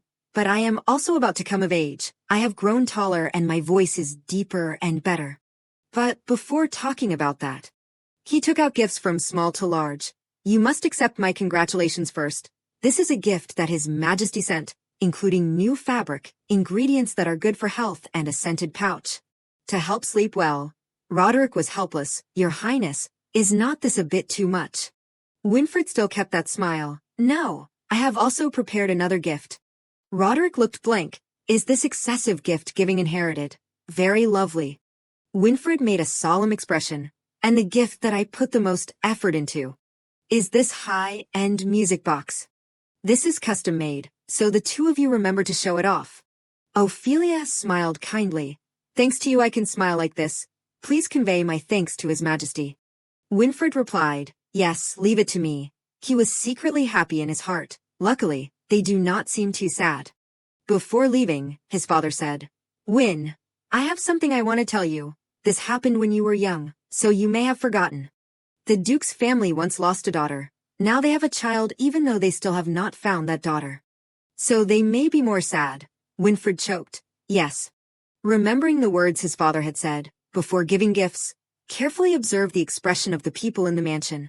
If you see that they are more sad than happy, then comfort them for a while and then come back. Winfred sighed. I heard that, but the current situation is better than I thought. Roderick said, Then let us go inside. Ophelia smiled gently. We have received your gifts. It is not appropriate to talk here, right? Winfred was startled. Ah, yes, that is right. He wondered, what should I do? This time I came here to talk about the magic box. Originally that was a gift from the Duchess. I must apologize for giving it to someone else without permission. But, would it be superfluous to talk about it now? What if because of Elia's matter they remember that daughter and become sad? But Elia's age is close to the missing princess. Winfred's face looked slightly sad. He pondered, thinking about it. It is also very similar, right? Winfred reassured himself. Calm down. Elia really looks like the Duchess, but I can't conclude hastily like that. If this is just someone who looks like someone, Then I would be rubbing salt into the wounds of the Duke and Duchess. But I can't let it go either. How to say it most naturally? Seeing Winfred's strangeness, Roderick asked, "Is the prince all right? You look like you are worried about something." Winfred was startled. "Ah, no. It has been a long time since I have seen you. So I am just too happy." Only now did he realize his impoliteness. "Because I have noticed it, my eyes keep unconsciously turning to the Duchess. I must restrain myself." Both of them were confused by Winfred's strange actions. "Roderick had something to do. Oh, I almost forgot. I have to go pick up an urgent letter. You two talk first." "I will go write a reply and come back right away." Ophelia replied gently. "Okay, you go." Winfred's mouth dropped open. Could it be that the master is intentionally leaving me alone with the lady? "Come on." Ophelia's eyes twinkled as she looked at him. "So, Prince, what do you want to say?" Winfred had no choice but to speak. "Ah, Duchess, I heard that you are from Timora." She replied, "Yes, I became a citizen of this empire after I got married. But is there anything wrong?" Winfred started to get to the main issue. "I am just curious if the Duchess's silver hair is a common trait of the people of Timora, because I have never seen anyone like that in the capital." "It is not very important, right?" He sighed in his heart. "Let us try approaching in this way." "Huh." Ophelia gently touched her signature platinum hair. "Ah, this hair color is very rare, right? I only inherited it from my mother. It is not a common trait of the people of Timora. But now it has become a signature of the Hailing family." Hearing this, Winfred froze. "Hailing?" Ophelia explained, "This matter has passed for a long time, so you may not remember clearly, but that is my maiden name before marriage." In Winfred's head, the images of the two peoples suddenly overlapped. His face briefly froze. Winfred stood up abruptly. Ophelia was surprised. "Your Highness, what is wrong?" Winfred hesitated. 3 years ago, I met a girl with silver hair." Ophelia was a little confused, but still said slowly, "No matter how rare this hair color is, it is not like it does not exist. The possibility of it being related to my mother's family is not very high." Winfred continued. "She said her name was Elia Hailing." Ophelia was shocked. "What?" Winfred lowered his face. "She was a girl with silver hair like your wife and blue eyes like Master. She called herself."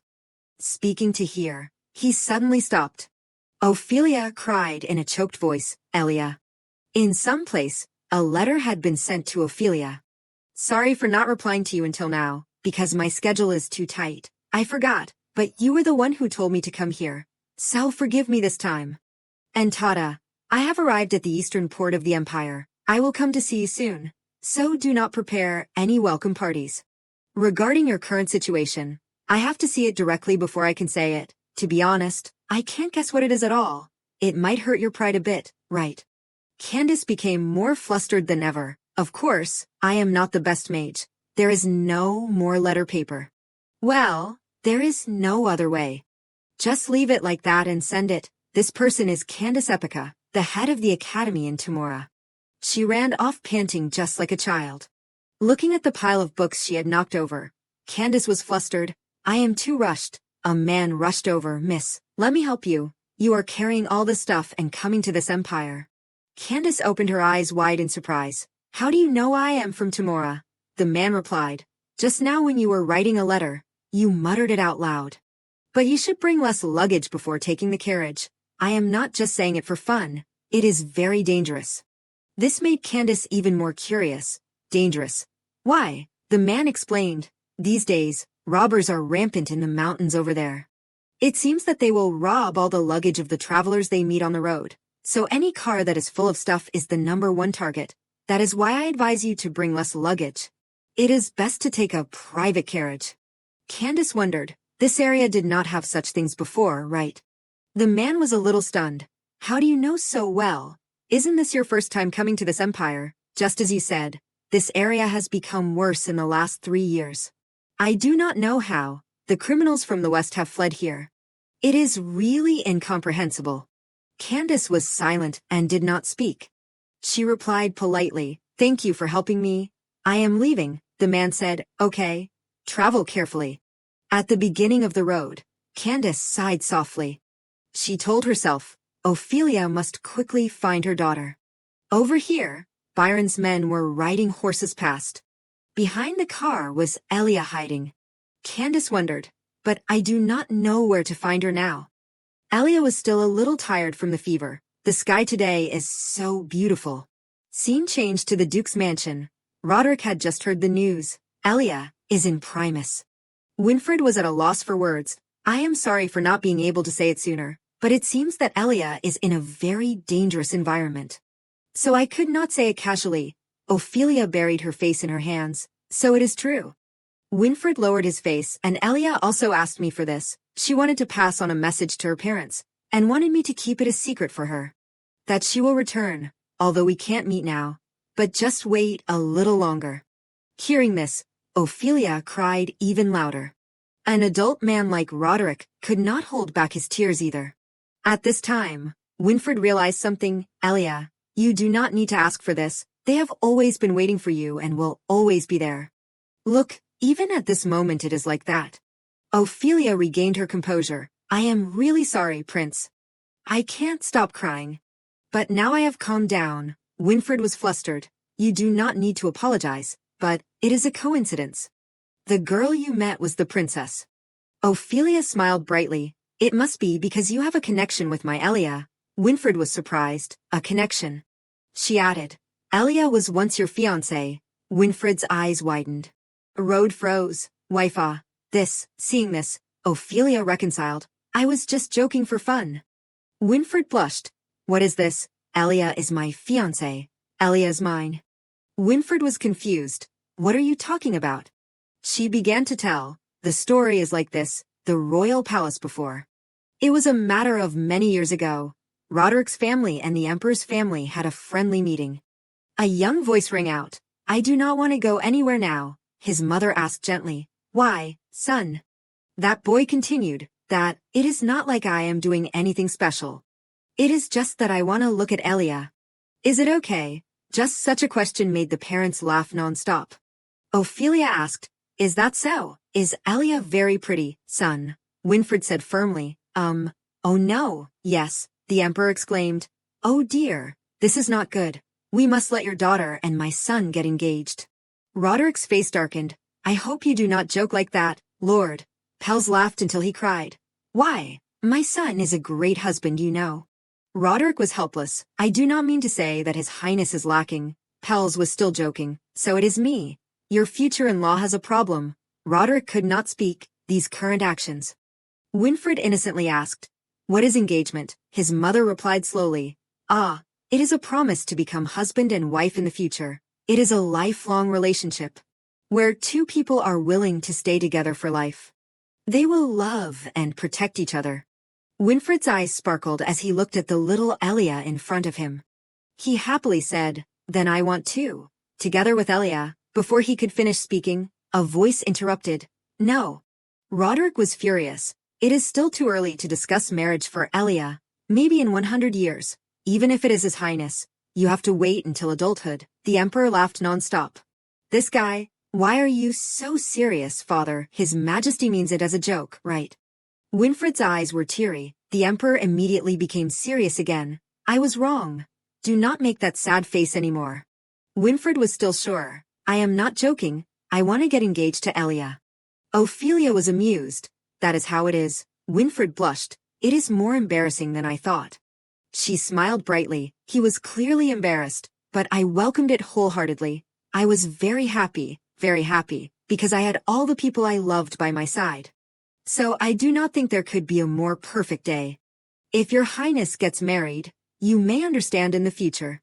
I had forgotten that bright future for a long time, but thanks to the prince, I was able to dream again. Once again, I really thank you. Winfred pondered. The Duchess said that much. I kept my promise too late. This feeling, I must return it at some point. But if it is that. Scene changed to the deserted forest. The carriage of Byron's group was moving on the road. Suddenly there was a voice. Hey, stop. Cloud stepped forward gloomily. Stop the carriage. The horse driver exclaimed, Mr. Cloud looks no different from a robber. Laura was excited. More like a fur trader, right? Do we really have to welcome people in this appearance? Cloud replied. There is no way, right, Laura? Security around here has become stricter, so we have to disband and regroup later. As a pioneer, I must help the rest who do not know the way. In his heart he was always worried. How is Elia's condition? Cloud spoke. Miss, get out of the car. Elia was still a little drowsy. Have we arrived? Sadness appeared in her eyes. Cloud asked, your fever has not gone down, right? Laura mixed a little irritation. If you take this guy's magic medicine while having a high fever. Cloud said softly, even if you can't reveal your identity, you must put your health first. Medicine is not okay. So use a cloak. Laura next to him questioned, are you worried about the mist now? Cloud quickly explained, it is not like that, Laura. Now, Elia spoke, hey. Let us talk about that later. At this time a group of royal people had approached. Laura was terrified. What should we do? Cloud reassured, calm down, if we run away now, we'll be even more suspicious. Moreover, we already discussed it, just pretend to be fur traders. He turned back and instructed, Miss, please hide and keep quiet. The group of people got closer and closer. That person said, I am sorry. We are the Eastern Knights in charge of security in this area.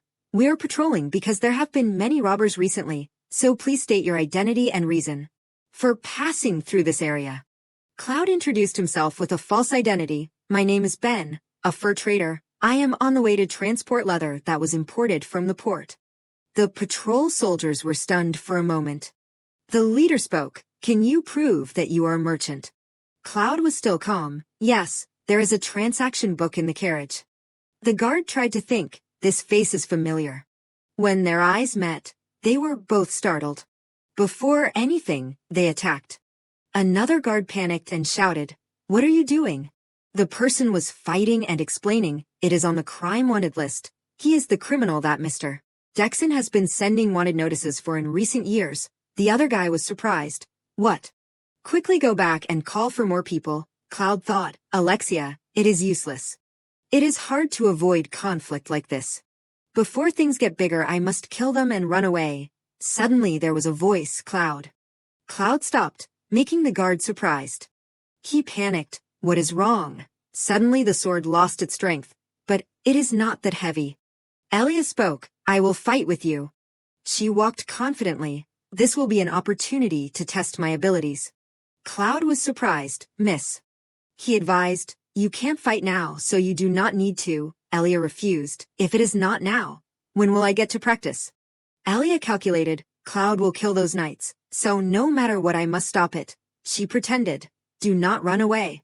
Is it because of me that you are going to call for more people? The guards were wary. Why should we listen to you? Elia said sternly, give me the sword, Cloud. The guards were horrified. They discussed, what should we do? Or should we go find help? No, let us fight. The guard frowned. There is no information about a kid using a sword on the wanted list. Originally border knights like us can't defeat Yorga, so we must try to get information and protect our lives. But a knight assumed a fighting stance and announced, then I will deal with you first. Elia raised the tip of the sword, saying loudly, no need. Everyone come at me all at once. Cloud waved his hand lightly. Try facing those three for 30 minutes. If you still have not finished then I will handle it. Elia replied, I know. The knights were horrified, 3 versus 1, and with a kid. Elia sternly retorted, do not underestimate me, come on. Byron stepped forward, saying gloomily, so. My daughter alone defeated those people. Byron stood looking at the knights, lying scattered on the ground. Elia sat down and panted heavily. The knight opened his eyes wide in admiration. Elia used thoughts to communicate with him. Be quiet, if you are discovered you will die. The knight also realized. She avoided the weaknesses and only made everyone unconscious, this child. Cloud hesitated. She said she will also handle the people coming to support. Byron pretended to be surprised. Is that so? It is a bit too much. Elia said charmingly, I also want to help father. Byron smiled, I know. You are really a good child. At this time Elia was still very tired. Suddenly a thought flashed in her head. How about I kill him now? The sword is in my hands. If I turn around and swing the sword now, then I can stab straight into the heart of the person who is off guard. This opportunity will not come twice. But Elia gritted her teeth. I must endure it. because the curse is still on me. I have to say lies. Thank you for the praise, father. Byron said. All right, come here. You look so messy. It must have been very hard. Is your hair okay? Luckily, it is fine. The knight was confused. Silver hair. Does the great prince have a daughter? Cloud noticed the urgent situation and said, Master, maybe we should move. Ah, that is right, but first we must deal with the luggage on the car. We have passed the inspection, so it is better to travel together in one car now. He struggled with reason. No, Byron will run away again. Damn it, I will use this last amount of strength to catch him back. Elia knew what he was thinking and stopped him. Do not do that. Just stay there and take your teammates back, and do not think about sending someone to follow. It is not that I am siding with Byron. But now is not the time. Please pass this message on to the people who are about to come. Cloud urged, Miss, let us go. Elia immediately replied, I am coming. Their carriage quickly left. It was dark, under the bright full moon. A voice wondered, what about the others? Byron explained, they will wait at the old base, because Capella has not arrived yet. We have to go pick her up. Elia was a little disappointed. So we are not going to the base, Byron replied wearily. They are searching more strictly than I thought. I do not know where to go. Cloud gave an idea. Master, what about the basement? We have also gathered quite a bit of wealth. Just talk well, and we will get help from her. Elia secretly wondered, the basement, who is she? Byron immediately rejected. Are you still sober? I do not want to experience the feeling of begging like 11 years ago again. I am not going anywhere. Elia was suspicious. Where is this? Thinking this she asked, then where are you going? Byron pondered. Let us see. How about going to Inselkopf? Laura widened her eyes. Is it always abroad? Byron crossed his arms. Are you surprised? I know a smuggler who is working nearby. If we get over there, then the Earl will surely provide at least one place to hide. Elia was disappointed. There is no stopping. Byron ordered. Tell the driver again. Cloud replied. Yes. The carriage continued to move in the late night.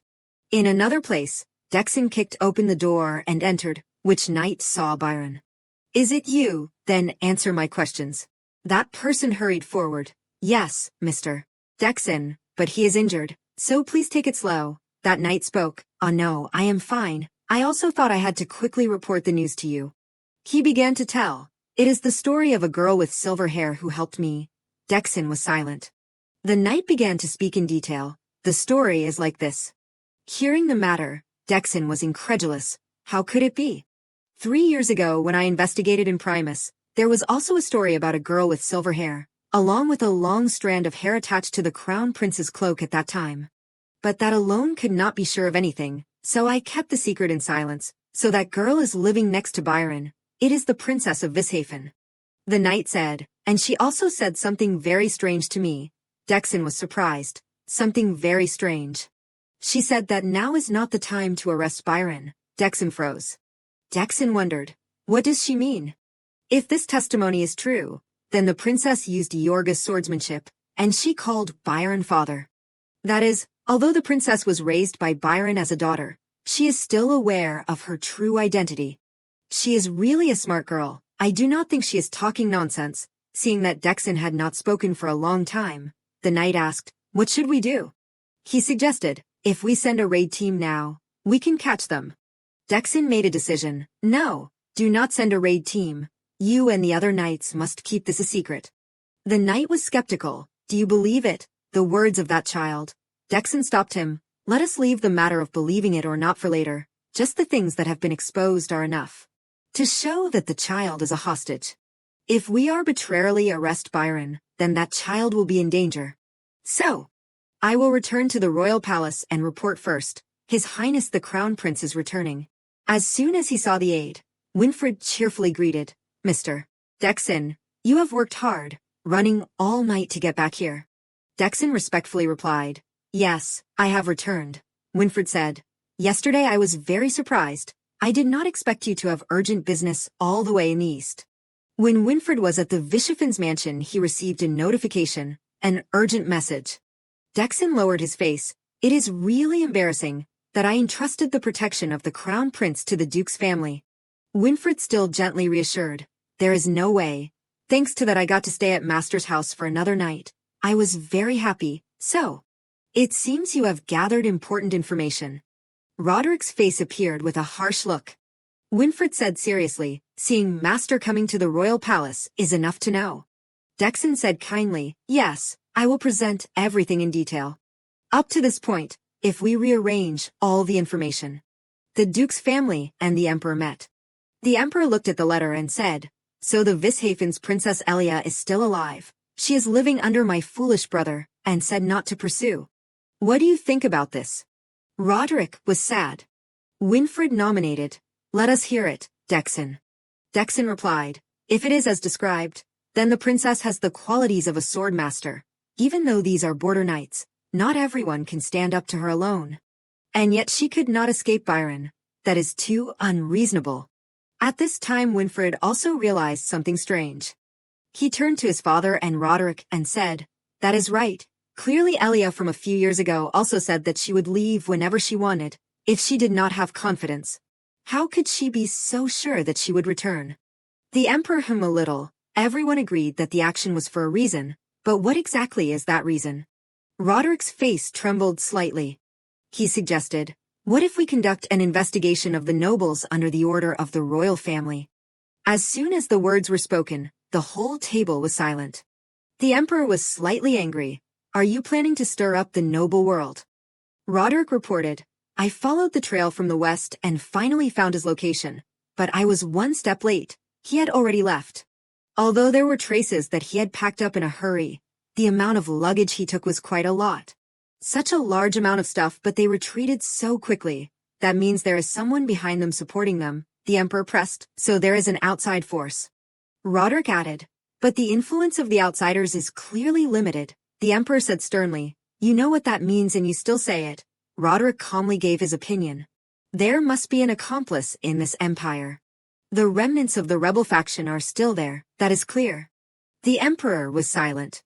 He lowered his head, saying heavily, when I ascended the throne at that time, I carefully considered the punishment of the rebel faction. Moreover, you also participated and shouldered the responsibility with me. That means what you are saying is no different from confirming that both you and I are useless. The Emperor's eyes were sharp. I will give you a chance to withdraw your words, Duke Vishafen. Roderick was still sure. No, I will not withdraw my words. Seeing that the situation seemed tense, Winfred hesitated. Then. Before anything, the situation eased. The Emperor smiled. We must get the list from the Ministry of Interior. Roderick also automatically reconciled. I will arrange the schedule myself. At this time Dexon spoke. The prince has only attended these meetings recently, but they are always like this. The Emperor smiled like a flower and explained, the Duke is both a confidant and someone who dares to be frank with me, so it is really precious. He instructed his son, you should also cherish the relationships that will come to you and choose friends carefully. The Emperor returned to the main subject, so the fact that the princess can't return is also related to this matter. Roderick replied, I think so. So I proposed this. Even though this assumption is a bit vague, I still want to find out as much as possible. She said she would return, so I also want to try my best to be worthy of the title of father. At night, the voice of the horse driver rang out. Is this really where you want to go? Candace replied, yes, that is right. I will be back later, the horse driver said in confusion.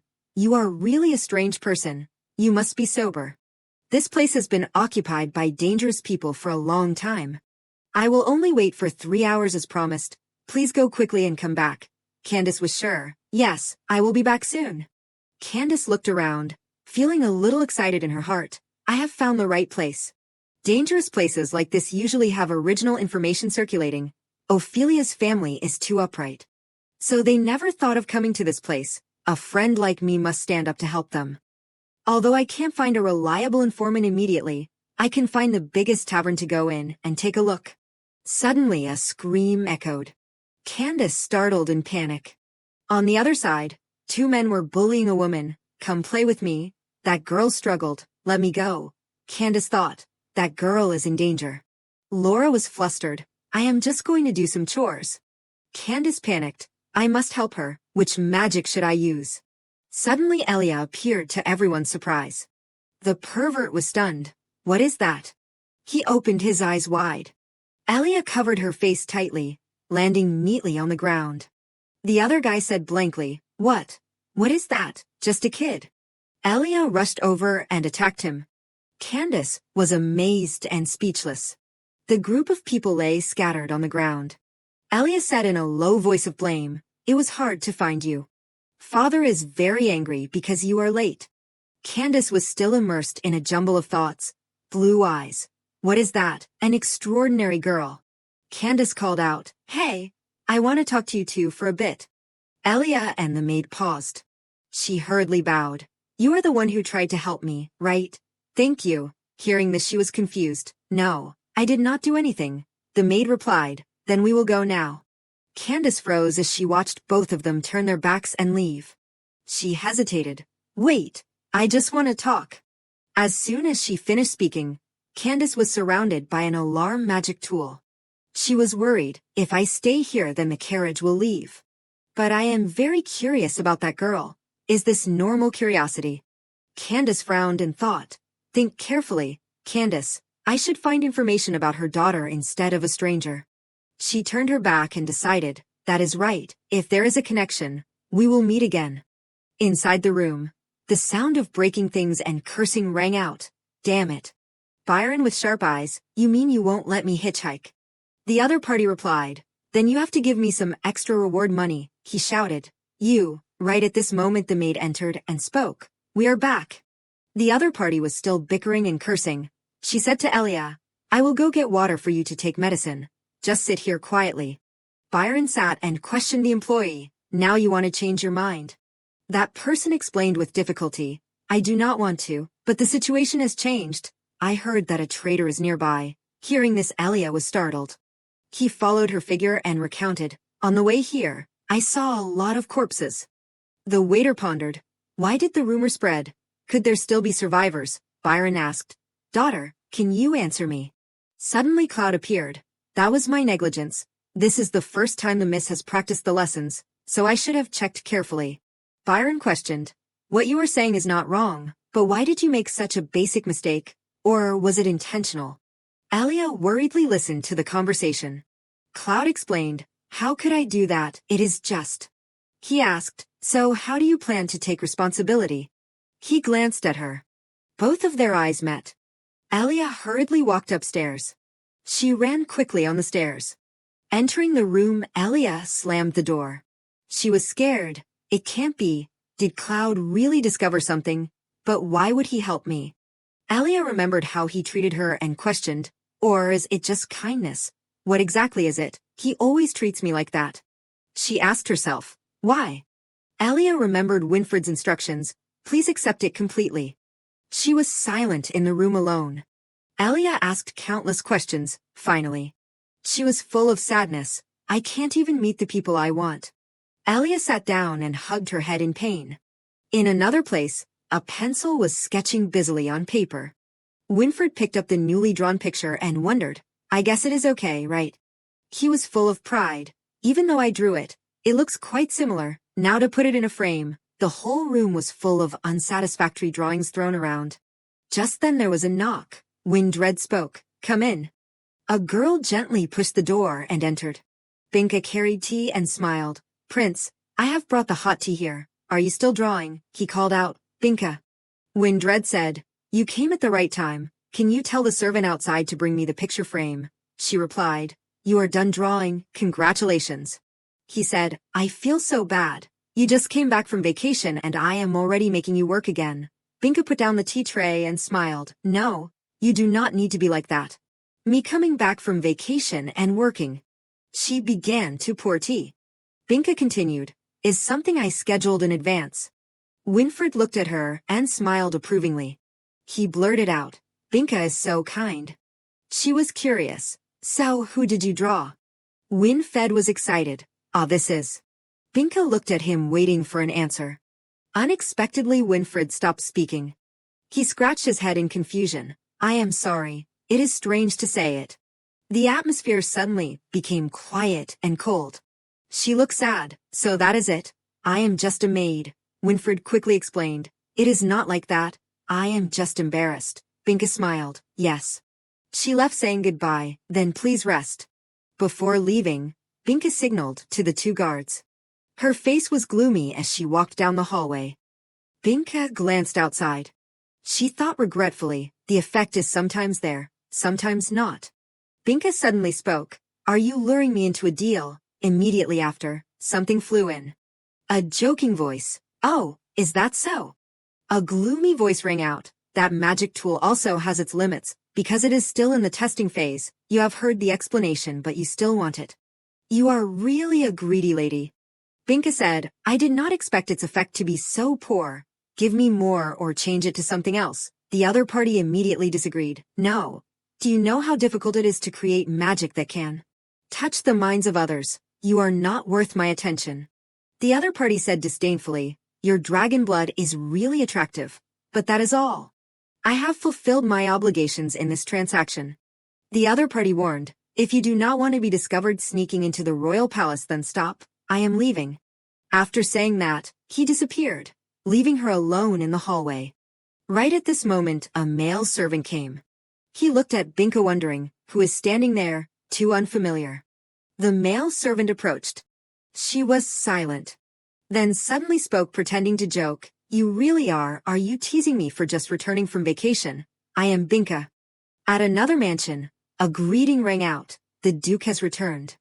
Candace stepped forward and joked. Finally the guy who spends all day at the royal palace is back. Hello. I am Candace. Roderick and Winfred were surprised to see her. Both of them froze because they did not know who she was. He tried to break the awkward atmosphere. That sounds great. She was embarrassed. Your Highness, you do not need to agree with me. Ophelia introduced. This is my friend, Candace. Roderick asked Candace, when did you arrive? I was startled. She explained, I just arrived. Then I happened to hear that the Duke had returned. So I planned to make a joke. If everyone is going to discuss important matters, I will go to the living room. He replied, no need. His Highness came here to give a gift. Candace was excited. Oh, a gift. What is it? Ophelia was just as curious. Winfred pointed at the servant who was carrying the items up and explained, it is not anything too great, although Elia still can't return now. If I give this, then everyone will probably feel somewhat relieved. The picture was opened, her shape appeared. He continued, this is a portrait of Elia that is left in my memory. Because you two do not know anything about Elia's adult form, I wanted to give it to you too. Candace froze wondering, what is this? She watched Winfred give it to the Duke and Ophelia. Please try your best. Candace was confused. That child is Elia. But how does the prince know what Elia looks like? Ophelia hugged the picture and cried, thank you, Prince.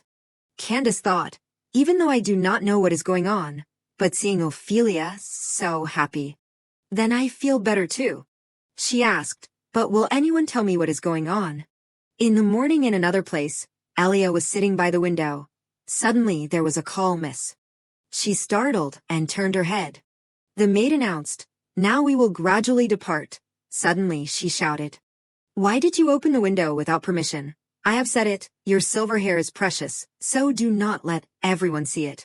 The maid closed the window. Really, you are increasingly disobedient. How is your body doing? Elia replied, completely healed. It is also thanks to taking medicine and sleeping.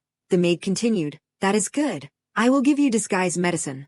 She instructed, the journey ahead is quite long, so do not pass out again.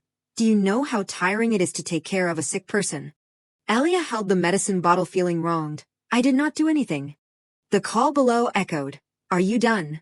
Quickly come down here with the miss. The maid shouted down, almost done. She reminded, but please remember this clearly. Your body is not just your own. If anything happens to you, the master will be very sad. After taking the medicine, Elia's hair immediately turned yellow. She spoke, I know. On the way, she thought, I know. That is why I can't escape. If I hurriedly run away and something happens, then my real father will be very sad. Cloud held out his hand to support Elia. She thought, a changed future, full of mysteries and dangers, there. Only the sincere warmth in fleeting moments can support my steps. It was late at night. Elia was bored. When will I finish this road? Where will my freedom be? She just followed Cloud like that. Behind Elia's neck a mark appeared. Morning began. Everyone gradually arrived. Earl of the Inselkopf Empire, Erner Senesbaum welcomed. Welcome distinguished guests to our mansion. Byron was annoyed. Are you still smiling? Because you sent a strange guide. I got lost and suffered the whole way here. Erner Senesbaum confusedly looked for an explanation. Because this is a secret border crossing. Let us skip that. Let me introduce my son first. This is Gerald, the heir of the Senesbaum family. I have already set my eyes on you. He glanced at Elia. In another place Candace affirmed, I am sure I made eye contact with that child at that time. Winfred was incredulous. You mean Elia? Candace held her head. That is right, even though it was quite dark at that time, so I could not see her face clearly, but I noticed the blue eyes. Ophelia hurriedly said, Wait, Candace, calm down. She asked, Where did you see Elia? She recounted. In the old village near the eastern port of the empire. That is where criminals are hiding. Ophelia with 2 rows of tears. So Elia has been taken abroad. Roderick calmly speculated. It seems that is right. He frowned helplessly, but honey, Elia. Elia sent a message not to come looking for her and he did not know what the threat was, but we can't chase them, even if missing this opportunity may be painful for us. Perhaps this is the right decision. She was incredulous. The right decision. Roderick bit his lip helplessly. Ophelia was silent. She was determined. No, I do not think so. Elia is still very young. No matter what that threat is, we must help her be safe. He proposed, then we must investigate first. She said, How long do you think it will take? No matter how dangerous it is, we must use every trick to approach. Roderick hesitated. Wife that. He really was. Right at this moment Candace clapped her hands. Both of them turned to look at her. Candace spoke. Enough. Are you two still arguing? Elia would not want this. The feelings you two have for Elia are the same. Just the direction of thinking is a little different. Ophelia was silent and helpless. She continued. First you two need to calm down. Both of them hugged each other with hope. We will definitely find the right answer. Winfred saw how Candace arranged things and exclaimed, She is planning. Let us rearrange our thoughts. He spoke. I think Byron will be on guard if we chase them and may harm Elia. Ophelia speculated. There is no one good at magic on Byron's side. It might be feasible if we use magic to follow. Candace suggested. It seems they used illegal magic scrolls like dark magic tools. Maybe it is better to investigate in this direction. Winfred suddenly said loudly, I have a way to follow. Elia has a magic box. It seems that box does not leave any traces, but the creator can trace it, and the creator is the Duchess. Everyone froze. He did not understand why everyone was suddenly silent. Candace asked Ophelia, You still have not told the prince. She was flustered. I thought His Majesty had already said it. Your Highness, I am sorry for saying this too late. She recounted, I lost all my mana 3 years ago. I can't call myself a mage anymore. Winfred was surprised. What? This, Candace said. That is right. It is very surprising, but it is true. That is why I, the head of the academy, came here. Because medicine can't determine the cause. I wanted to try to study it. Right at this moment she suddenly realized, but wait a minute, perhaps I can still trace the box. Everyone's mouths dropped open in surprise. Roderick blurted out, What are you saying? She asked him, Do you remember how to trace magic tools that I explained before? Roderick replied, When casting magic, it will leave a characteristic oscillation. Therefore, people will use another type of magic to sense that oscillation. Candace continued, To be precise, there are 2 types of magic oscillation, natural mana oscillation, which is common to all, and individual unique mana oscillation. And only this oscillation will leave traces.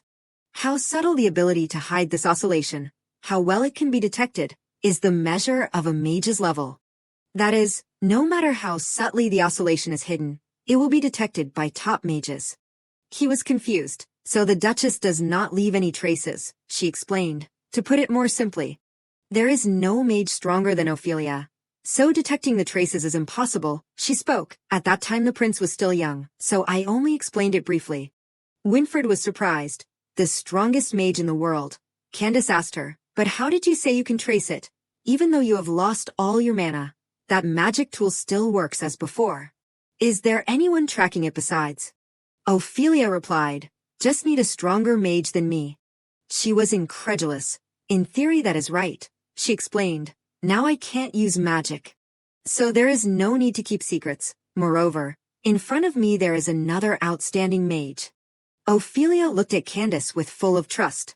Candace, I will pass on all my knowledge to you.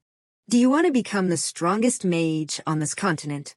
In another place at the dining table, Gerald spoke. I think women should be obedient. Elia sat opposite him silently. She did not understand anything and thought, what is he saying for no reason? We just met for the first time, and we are having a greeting meal.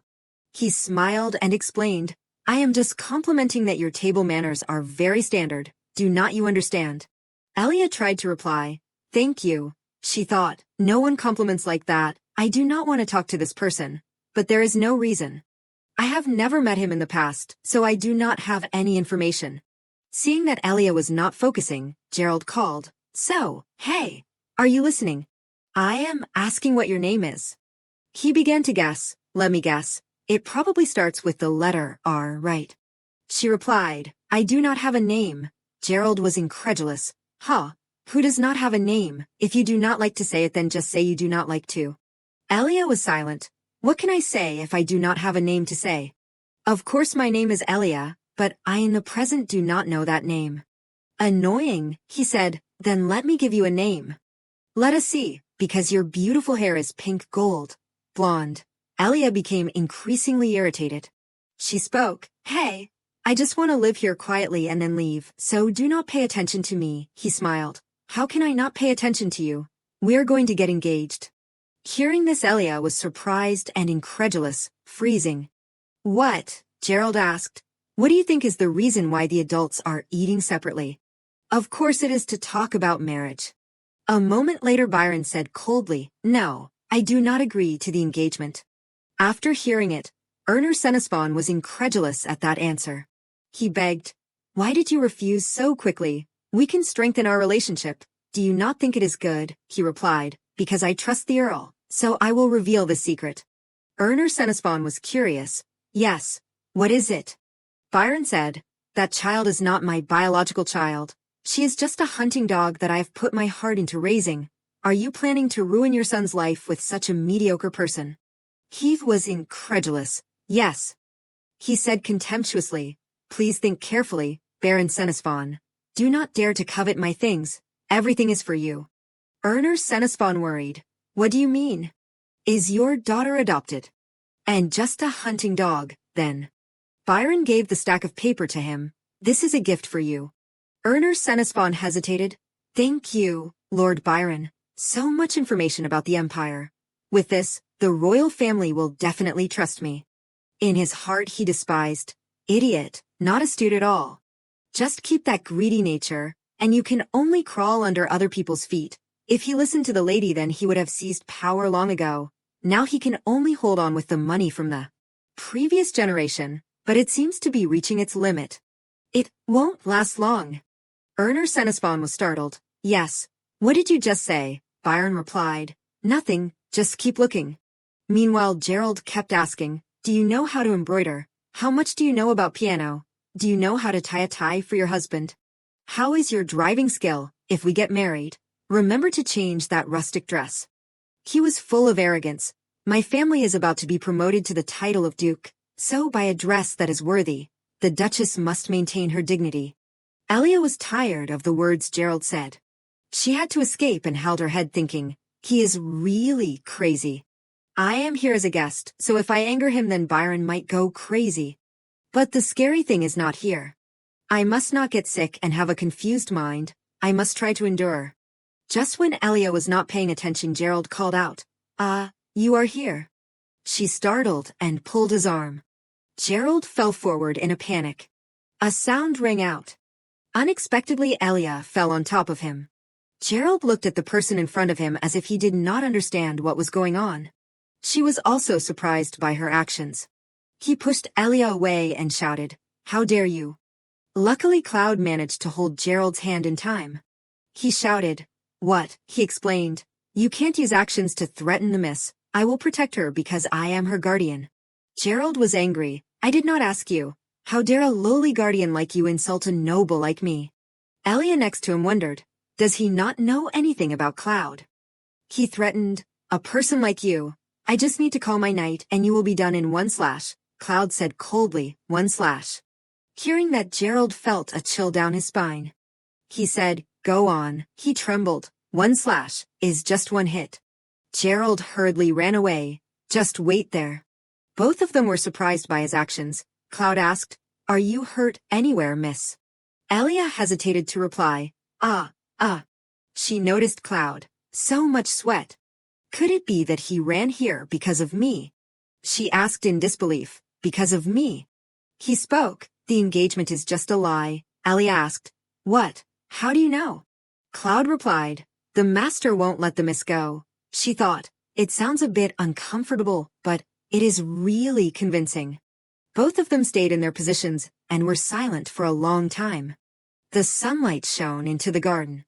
Byron by the window witnessed everything. He thought, what is this? Just like that, and passed by. In another place, Winfred felt like someone was constantly calling him. He questioned, Elia. The other party said, I am sorry. I can't see you again. Winfred tried to chase the voice. What? What are you talking about? How can that be? The master is also trying very hard. I am tracking your traces and searching for information. Your mother's friend, Headmistress Candace, is also relearning magic. The other party spoke. The problem is not there, he worried. What? Then what is the problem? Elia replied, I am engaged to someone else. Hearing this, Winfred woke up with a start. He thought about the dream he just had. Then he sat up with a worried face. Outside the door, Binka entered. Are you awake, Prince? Winfred spoke. Yes. Did I sleep late yesterday? She asked. Are you having problems? You came home very late. He said. No, just a nightmare. Binka suggested. If you are troubled by anything, just say it. I will listen. Winfred declined. No, this is not worth saying. But Binka is really kind. You care about me a lot, right? You must be tired. Binka replied. Tired. It is my honor to serve you. This may be a bit arrogant. But in fact, I have always seen you as my younger brother. Winfred listened attentively to Binka. Younger brother, she smiled. Yes, because I have a younger brother who is the same age as you. He was surprised. You have a younger brother? Binka put the wash basin down. Yes, in fact, we just met not long ago. My mother passed away from illness. But before leaving, my mother left a message like a will. She confided. In fact, my family divorced when I was very young. Mother said that I should not live alone anymore, but go find a fated man and go to the capital. So according to my mother's will, I ventured to the capital alone. Now I have been reunited with my younger brother, and we have also become closer. Binka's eyes were cold. I feel very happy to take care of my younger brother. It is as if the years of separation did not exist. Now we are closer to each other. The look on Winfred's face looked like he was being hypnotized. So, Prince, suddenly there was a call. Prince. The man entered. Winfred spoke. Chief Aide. Binka was angry because someone broke her plan. He asked, Binka, clearly I assigned the morning service of the prince to another maid, right? She replied. Is that so? I have not received the notice yet. I am sorry, then I will go now. He witnessed all the awkwardness. Winfred questioned, Why are you so cold? The chief aide instructed, It is best if you do not meet people of the opposite sex often because the prince is about to come of age. If there are any silly rumors, it won't be good. He was silent. Binka left the room and closed the door. Right at that moment, Winfred threw a pillow at his head. He asked, She is still listening. Why did you say that? He was indignant. In the royal family it seems that only the prince looks at the faces of the maids, but you must never show that face like that. The chief aide worried, because rumors often appear from small details. If by chance, Winfred replied, Just explain it, right? He said, It will be too late by then. He was confused. What do you mean by late? Originally I am not the type to like anyone. Suddenly Winfred thought of the image of Elia. And he choked. The chief aide smiled. I know. You already have someone in your heart. Winfred blushed shyly. No, there is not. He laughed. Yes, you can say whatever you want. If such a person appears, then are you going to let her see those rumors and misunderstand? He was silent, thinking about the words the chief aide had just said.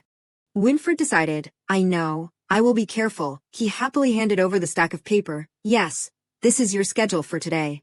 Looking at it, he blurted out, why is there so much? He smiled. Winfred then remembered abandoning his work to go to the Duke's house. He spoke. I will try my best, he replied. Yes, please go take a bath and change your clothes. Winfred was determined. For now I must focus on my work. Anyway, I can't help with anything now. I will definitely take action later. I miss Elias so much. At the Duke's house, Ophelia was instructing Candace. She passed on all the knowledge she had. In the training place, soldiers were walking busily. Roderick was talking to everyone. His face shone with seriousness. Evening fell. Elia swung each slash of the sword down. Her whole body was soaked in sweat.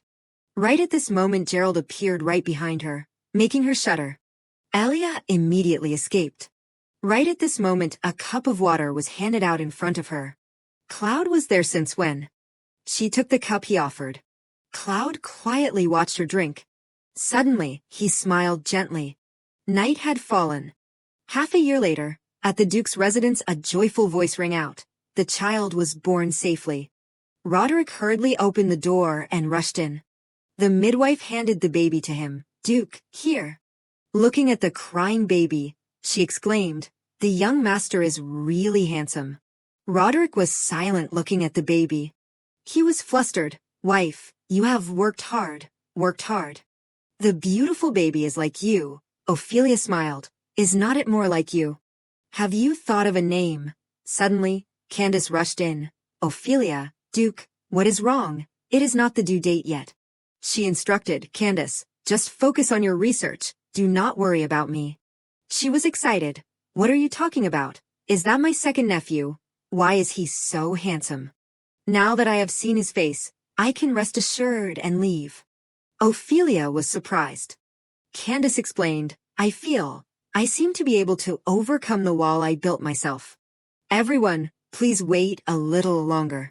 She looked at everyone and affirmed, Elia, your first daughter will be back with you soon. The clear blue sky shone brightly, highlighting the magnificent and splendid castle. Pels and Winfred were talking when they suddenly heard a voice from outside. Your Majesty. The servant opened the door holding a scroll and said softly, there is new news. The Vishafen's young master was born safely. Pels happily exclaimed, is that so? After saying that, he walked towards the door. With a very excited tone, there are many good things happening this summer. It seems that the season of luck has arrived. Do not you think so, son? Pels turned his head, with a kind face smiled and encouraged. So seize this opportunity and quickly return. I believe in you. Winfred's eyes showed gentleness, respectfully replied, yes, do not worry, father. I will do well and return. I am going to the delegation of the Inselkopf Empire. The trees were stretching out in the wind, each leaf falling lightly in the air. The castle was covered by warm sunlight. High above, birds were flying and singing as if welcoming the new day. Elia was walking along the corridor while annoyed. Why does that Gerald keep following me? I have been running away all day. She sighed wearily and helplessly. Suddenly Elia heard someone speaking from the room next door. That, recently. She curiously approached the ajar door to hear more clearly. Duke Batches has caused some trouble. Elia's face darkened as she listened to the story that was continuing. It seems he touched the relief money, but the Emperor keenly grasped that loophole. Peeking through the crack in the door, she saw in the room Erner Senespan was talking in a low voice with Byron, so he will probably have to stay in the territory for a while. He heard that and replied, really? Elia secretly wondered in her heart, Duke Batches, who is he? The situation in foreign countries is too complicated, I can't understand. Inside, Byron was still speaking evenly. The Baron's current situation is really difficult. Elia quietly followed the movement in the room. She heard Erner Senespan's voice whisper, yes, those who used to follow the Duke are much more silent. Surely the Emperor is taking this opportunity. Unfortunately, Elia's hand leaned on the door. It unintentionally created a loud noise. Byron, hearing it, glanced warily. He looked towards the door and discovered it was not closed. Elia tensely hid behind the wall. suddenly heard Byron order, "Go close the door." Erner Senespan obeyed. "Yes, it is a bit chilly. And what I wanted to say earlier," Elia took the opportunity to hurriedly ran away before being discovered. Inside, Byron was still continuing to speculate. "It seems that the emperor will appoint his son as the crown prince."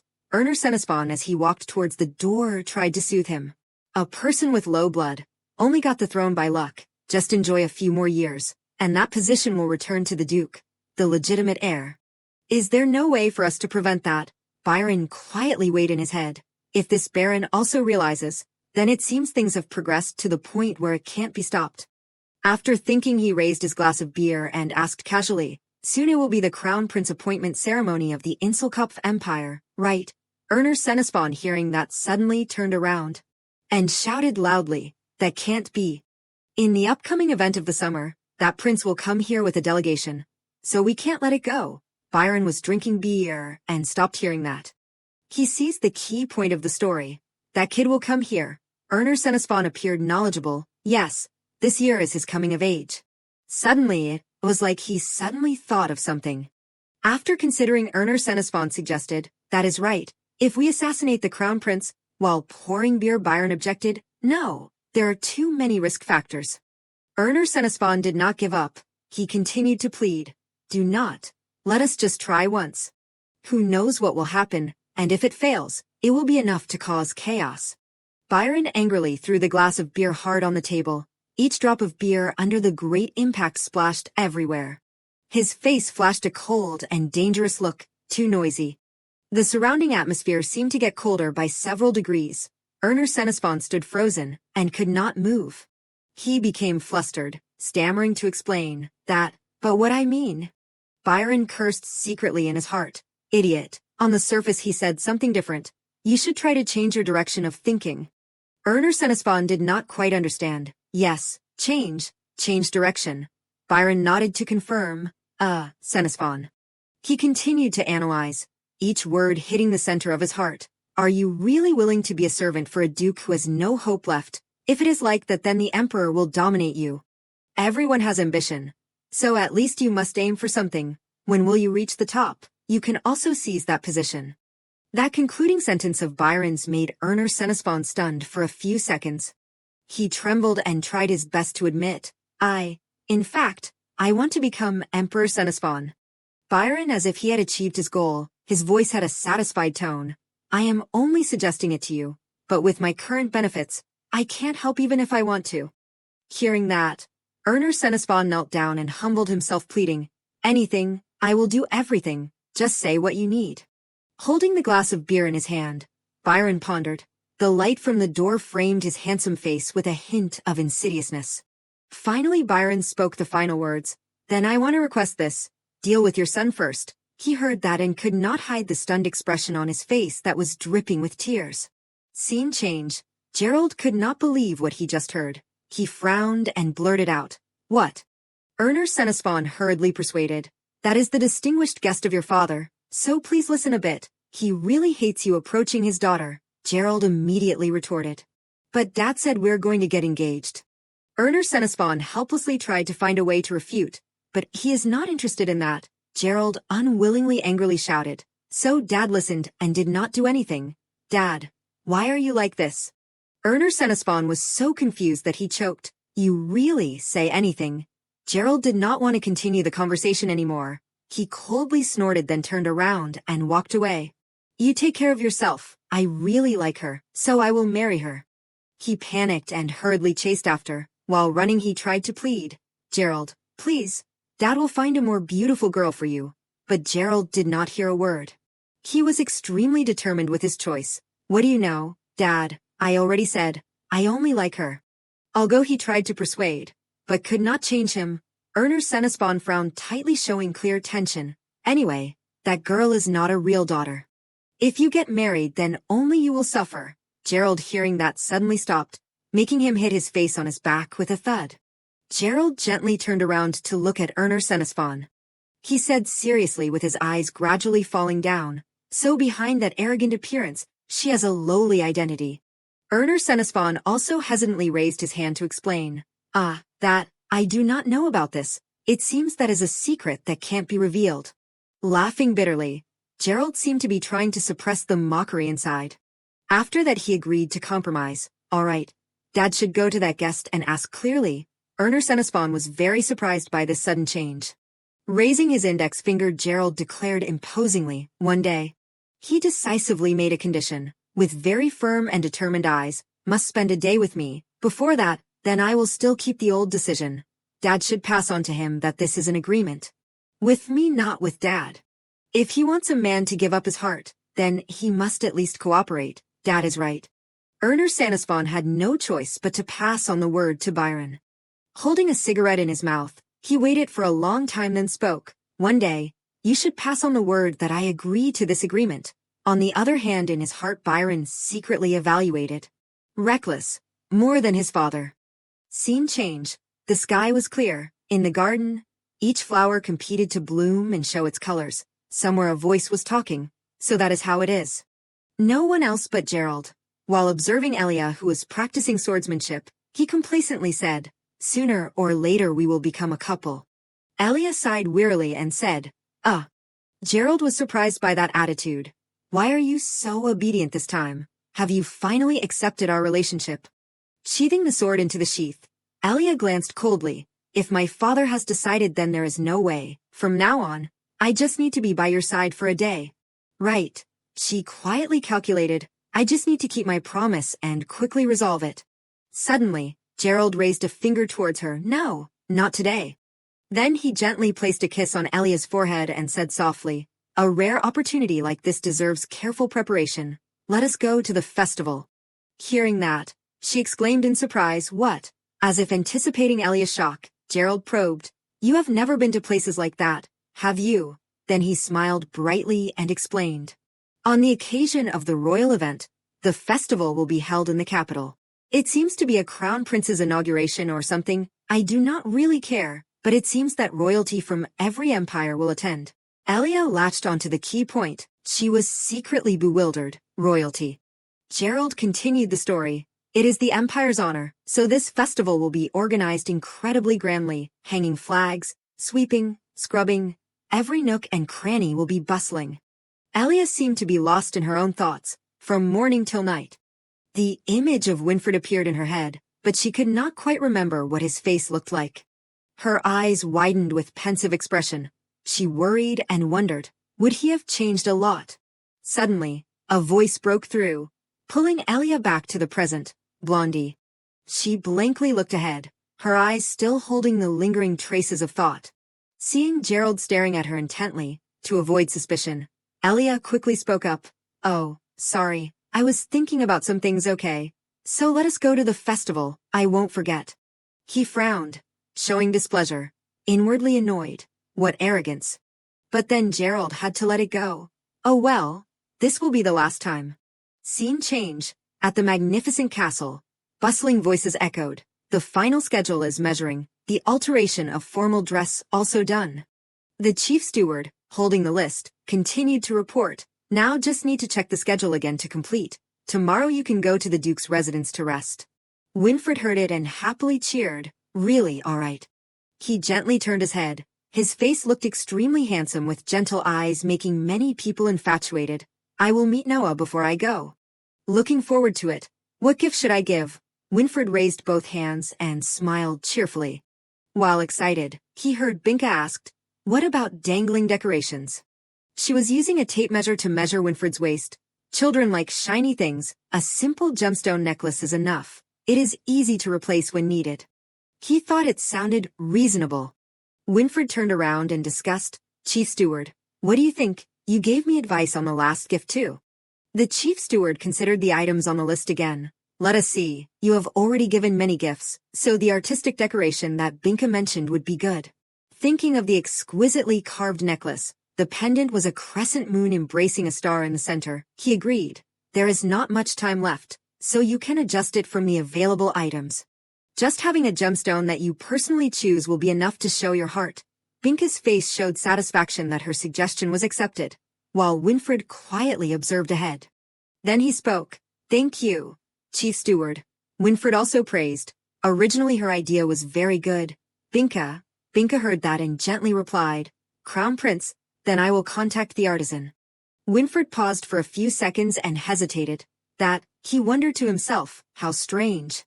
Just a few days ago, the chief steward still felt uncomfortable with Binka, but now, even if Binka served him, he would not mind. And even if her words were somewhat insensitive, he did not remind her. Can a person's attitude change so completely? Lost in thought, Binka's voice pulled Winfred back to reality. Crown Prince. After considering it, he agreed. Oh, please contact them for me. She quickly obeyed. Yes, then I will go contact them. Is the measurement done? While Binka was enthusiastic, let me clean up, Winfred continued his previous train of thought. Not only the chief steward, but everyone takes this situation for granted. Then he was confused again. Or am I being too sensitive? In Winfred's head echoed Pelz's words. My brother is a sensitive and emotional person. He can find fault with me with just a small word or action. His anger is like a storm and full of malice that always causes innocent servants to be falsely accused and shed blood. The image of him sitting and talking with him like a movie reenacted in memory. Even if I try to stop it, it won't do any good. The figure of his brother appeared in his mind. Pals looked deeply into Winfred's eyes and continued to instruct. So you must remember that those in front of him must suffer. If one day he threatens your life, you do not need to feel guilty. It started to snow. The image of the two sitting and confiding in each other on the chair was warm in the cold winter. Winfred kept thinking about Pelz's words. The fact that father, who always puts family above everything, said those words, surprised me greatly. That means father was extremely disappointed in uncle. And in father's heart also carries a great wound. Remembering the moment he emotionally welled up with tears hugging Elia, who was also sobbing, he secretly made a decision in his heart. I must become an outstanding and upright crown prince. I must not become someone like uncle, to become a son that makes father proud. To be able to stand proudly in front of master and Elia, I will not lose kindness and gentleness, and should not hastily reject. Winfred also did not forget to think of the smiling faces of Binka and the servants. At this moment, Binka smiled and said, Crown Prince, I have finished cleaning up everything. Winfred immediately stopped and stood up abruptly. He coldly replied, showing that he knew, thank you, you can leave now. She was so confused by Winfred's attitude that she could not say anything more. After a few seconds, Binka hesitated and softly asked, Did I do something wrong? Faced with Winfred's coldness, she worriedly begged, Please tell me, otherwise our relationship will gradually become more distant. I am very afraid that the Crown Prince will hate me. If the things just now were not just my feelings, saying this, Binka's face drooped with sadness. Winfred quietly stood and looked at himself in the mirror. Space seemed to stop at this moment. Then he spoke, breaking the terrifying silence. Binka, you did not do anything wrong. Winfred turned around and smiled brightly to comfort. It is just that the chief steward told me to be careful with rumors. It seems I did not keep an appropriate distance. In his head, he was trying to say, This is the first time I have encountered this. Binka also felt relieved to some extent. Oh, is that so? Now you are the Crown Prince after all. I only treat you as my younger brother, so I did not think much about it. I am sorry. Raising his hand to brush his shoulder, Winfred wondered inwardly, was not that a casual word? But he still explained further to avoid misunderstanding. No, I am the same way. I should have explained the reason to you earlier. He asked further for reassurance. Anyway, the misunderstanding is resolved, right? Binka politely replied, Yes, then I will be more careful in the future. After speaking, Binka went towards the door, not forgetting to instruct, Please rest. Winfred raised his hand to wave goodbye. He lowered his hand, but his face still had a pensive expression. Binka stood outside the door, raised her hand to her mouth and pondered, then quietly considered, It should be all right, right? Scene change. Candace sat in front of the table, her serious eyes threatening. Quickly give me the information. Hurry up, give me the information. Candace slapped the table repeatedly, urging the shopkeeper. The noise attracted the attention of the surrounding customers. One person curious, who is that girl? The boy sitting next to him seemed used to this. 2 days ago, she suddenly appeared and demanded information about illegal entry. The person who was observing Candace shouting earlier heard that and exclaimed in surprise, What? Why does not anyone stop her? The boy next to him explained. They did. Bunny already stopped her. The boy kept wondering, is not Bunny the captain? Then why is that girl still making a fuss like that? Suddenly, Bunny kicked open the door and yelled towards Candace, who was sitting, "Sister, I got the information." At this time the boy pointed to the back and replied, "She was beaten to a pulp, so she ended up like that." The other person could not believe it and asked again, "Is that girl with glasses that strong, crazy?" And Candace turned her face towards Bunny, who just arrived. "Is there any useful information?"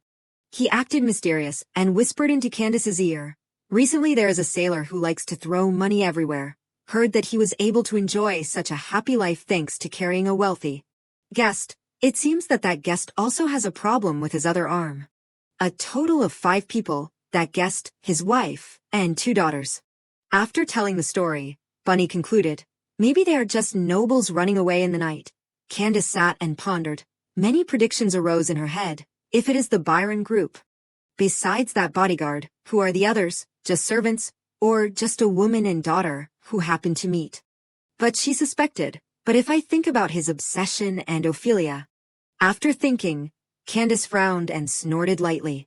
She excitedly put her arm around Bunny's shoulder and pulled his head down. "Really? I have to go find that sailor directly. Bunny, you did a great job. Let us go." Bunny broke free from Candace's claws. He took a breath, his face flushed with sweat. Embarrassed, "Yes, go." Candace excitedly urged, "Let us go." Bunny chased after behind, shouting, "Wait for me, sister." The 2 boys who were gossiping earlier now had a blank face and complained, "Now who is going to worry about announcing in the alley?"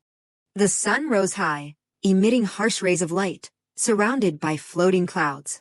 The streets are bustling with people passing by and trading. People are competing to go shopping, some are carrying food to serve customers. Crowds gather to line up, cheering and discussing. They were curiously observing Winfred's group leisurely riding horses towards them. His outfit is so sparkly, it emits a dazzling light, attracting everyone's attention. Winfred's handsome face is extremely attractive to the surrounding crowd. He friendly raised his hand to greet everyone. Somewhere there was a murmur, "Is that the crown prince? So handsome." The girls standing and watching were sighing, "SHHH, be careful, he hears you." The other girl regretted, but Candace quietly stood in the crowd watching the group passing by. Bunny curious, "Do you 2 know each other? You even intentionally followed the parade?" Candace bluntly refused, "No, I just wanted to see a little bit." In her stomach she thought, as expected, separating was the right idea. In her head suddenly appeared the image of Winfred sitting next to the cradle. Would she go to the Inselkopf Empire first? "Why did not you say it sooner? If I knew beforehand, I would have let you go with the delegation." Candace patiently explained, "Crown Prince, it has been half a year since we met. And you have forgotten. I am not a citizen of this empire." He suddenly realized, that is right. Candace leisurely continued the previous story. "We do not know who Byron's spies are. If we do that, it will be very noticeable, easy to be in danger." Ophelia suddenly appeared. "What about your academy? You have been here longer than vacation days." Candace jokingly teased, "Now there is a lot of work to do when I go back. Or should I just resign?" Ophelia opened her mouth in surprise. "What?" Candace glibly laughed. "Just kidding. I already contacted them that I have personal research. You are my friend. This little bit of time is nothing." Ophelia kept worrying, "Then you should follow me." After saying that, she suddenly pulled Candace forward, causing her to be surprised because she did not have time to prepare. Arriving, Ophelia rummaged through each shelf in the bookshelf. She panicked. "It is clearly here." Knowing Candace was not being honest, Ophelia was serious. "You do not have to lie for my sake. I will show you something really worth researching." She heard that and startled. "What? You still have something else hidden?" Ophelia held out a stack of papers instead of an answer. "I did not say it because it was not finished yet," making Candace's eyes round with curiosity. "A thick book with handwriting all over the paper. That is the time reversal magic." Candace took each page and examined it carefully. "This is..." Ophelia was sad. "After losing Mana, I wrote it little by little based on theory. But since Noah came, I have not touched it anymore. You can take it." The hand holding the paper of Candace gradually trembled. She could not believe this decision. "How can I receive it?" "Ophelia, I know clearly with what intention you researched this magic. If you keep it for a few more years, You will definitely succeed. Ophelia gently grabbed Candace's hand, causing her to be stunned, her eyes confused and bewildered. With sincerity and trust, Ophelia looked deeply into Candace's eyes and expressed, "But now I have a friend like a miracle. That is even better than magic. Please, help me complete it." Candace blankly fell into contemplation. This is the path I chose, carrying that precious magic. Returning to reality, she smiled and made a decision. I will definitely bring the result back. After thinking, Candace turned and took a step. Let us go. Bunny quickly followed behind. Yes. When he and she left, the crowd continued to watch the parade. A magnificent carriage passed by. Inside the car were Elia and Gerald sitting opposite each other. Beautiful Elia looked around at the scenery, while Gerald frowned, looking impatient. Really? Why do we have to take a detour? He suddenly changed the subject. But I am sure the tea shop that was booked is a good place. Do not worry. Today I will escort you well. Elia did not look enthusiastic at all. She acted indifferently, okay? Thank you. Gerald reluctantly but also tried to smile brightly at her. In his head, he was secretly annoyed. Today is the end for her. I will let her know how to serve a husband properly.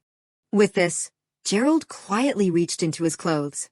Elia secretly observed him. She also noticed something. His plan is too obvious. Should I just turn a blind eye?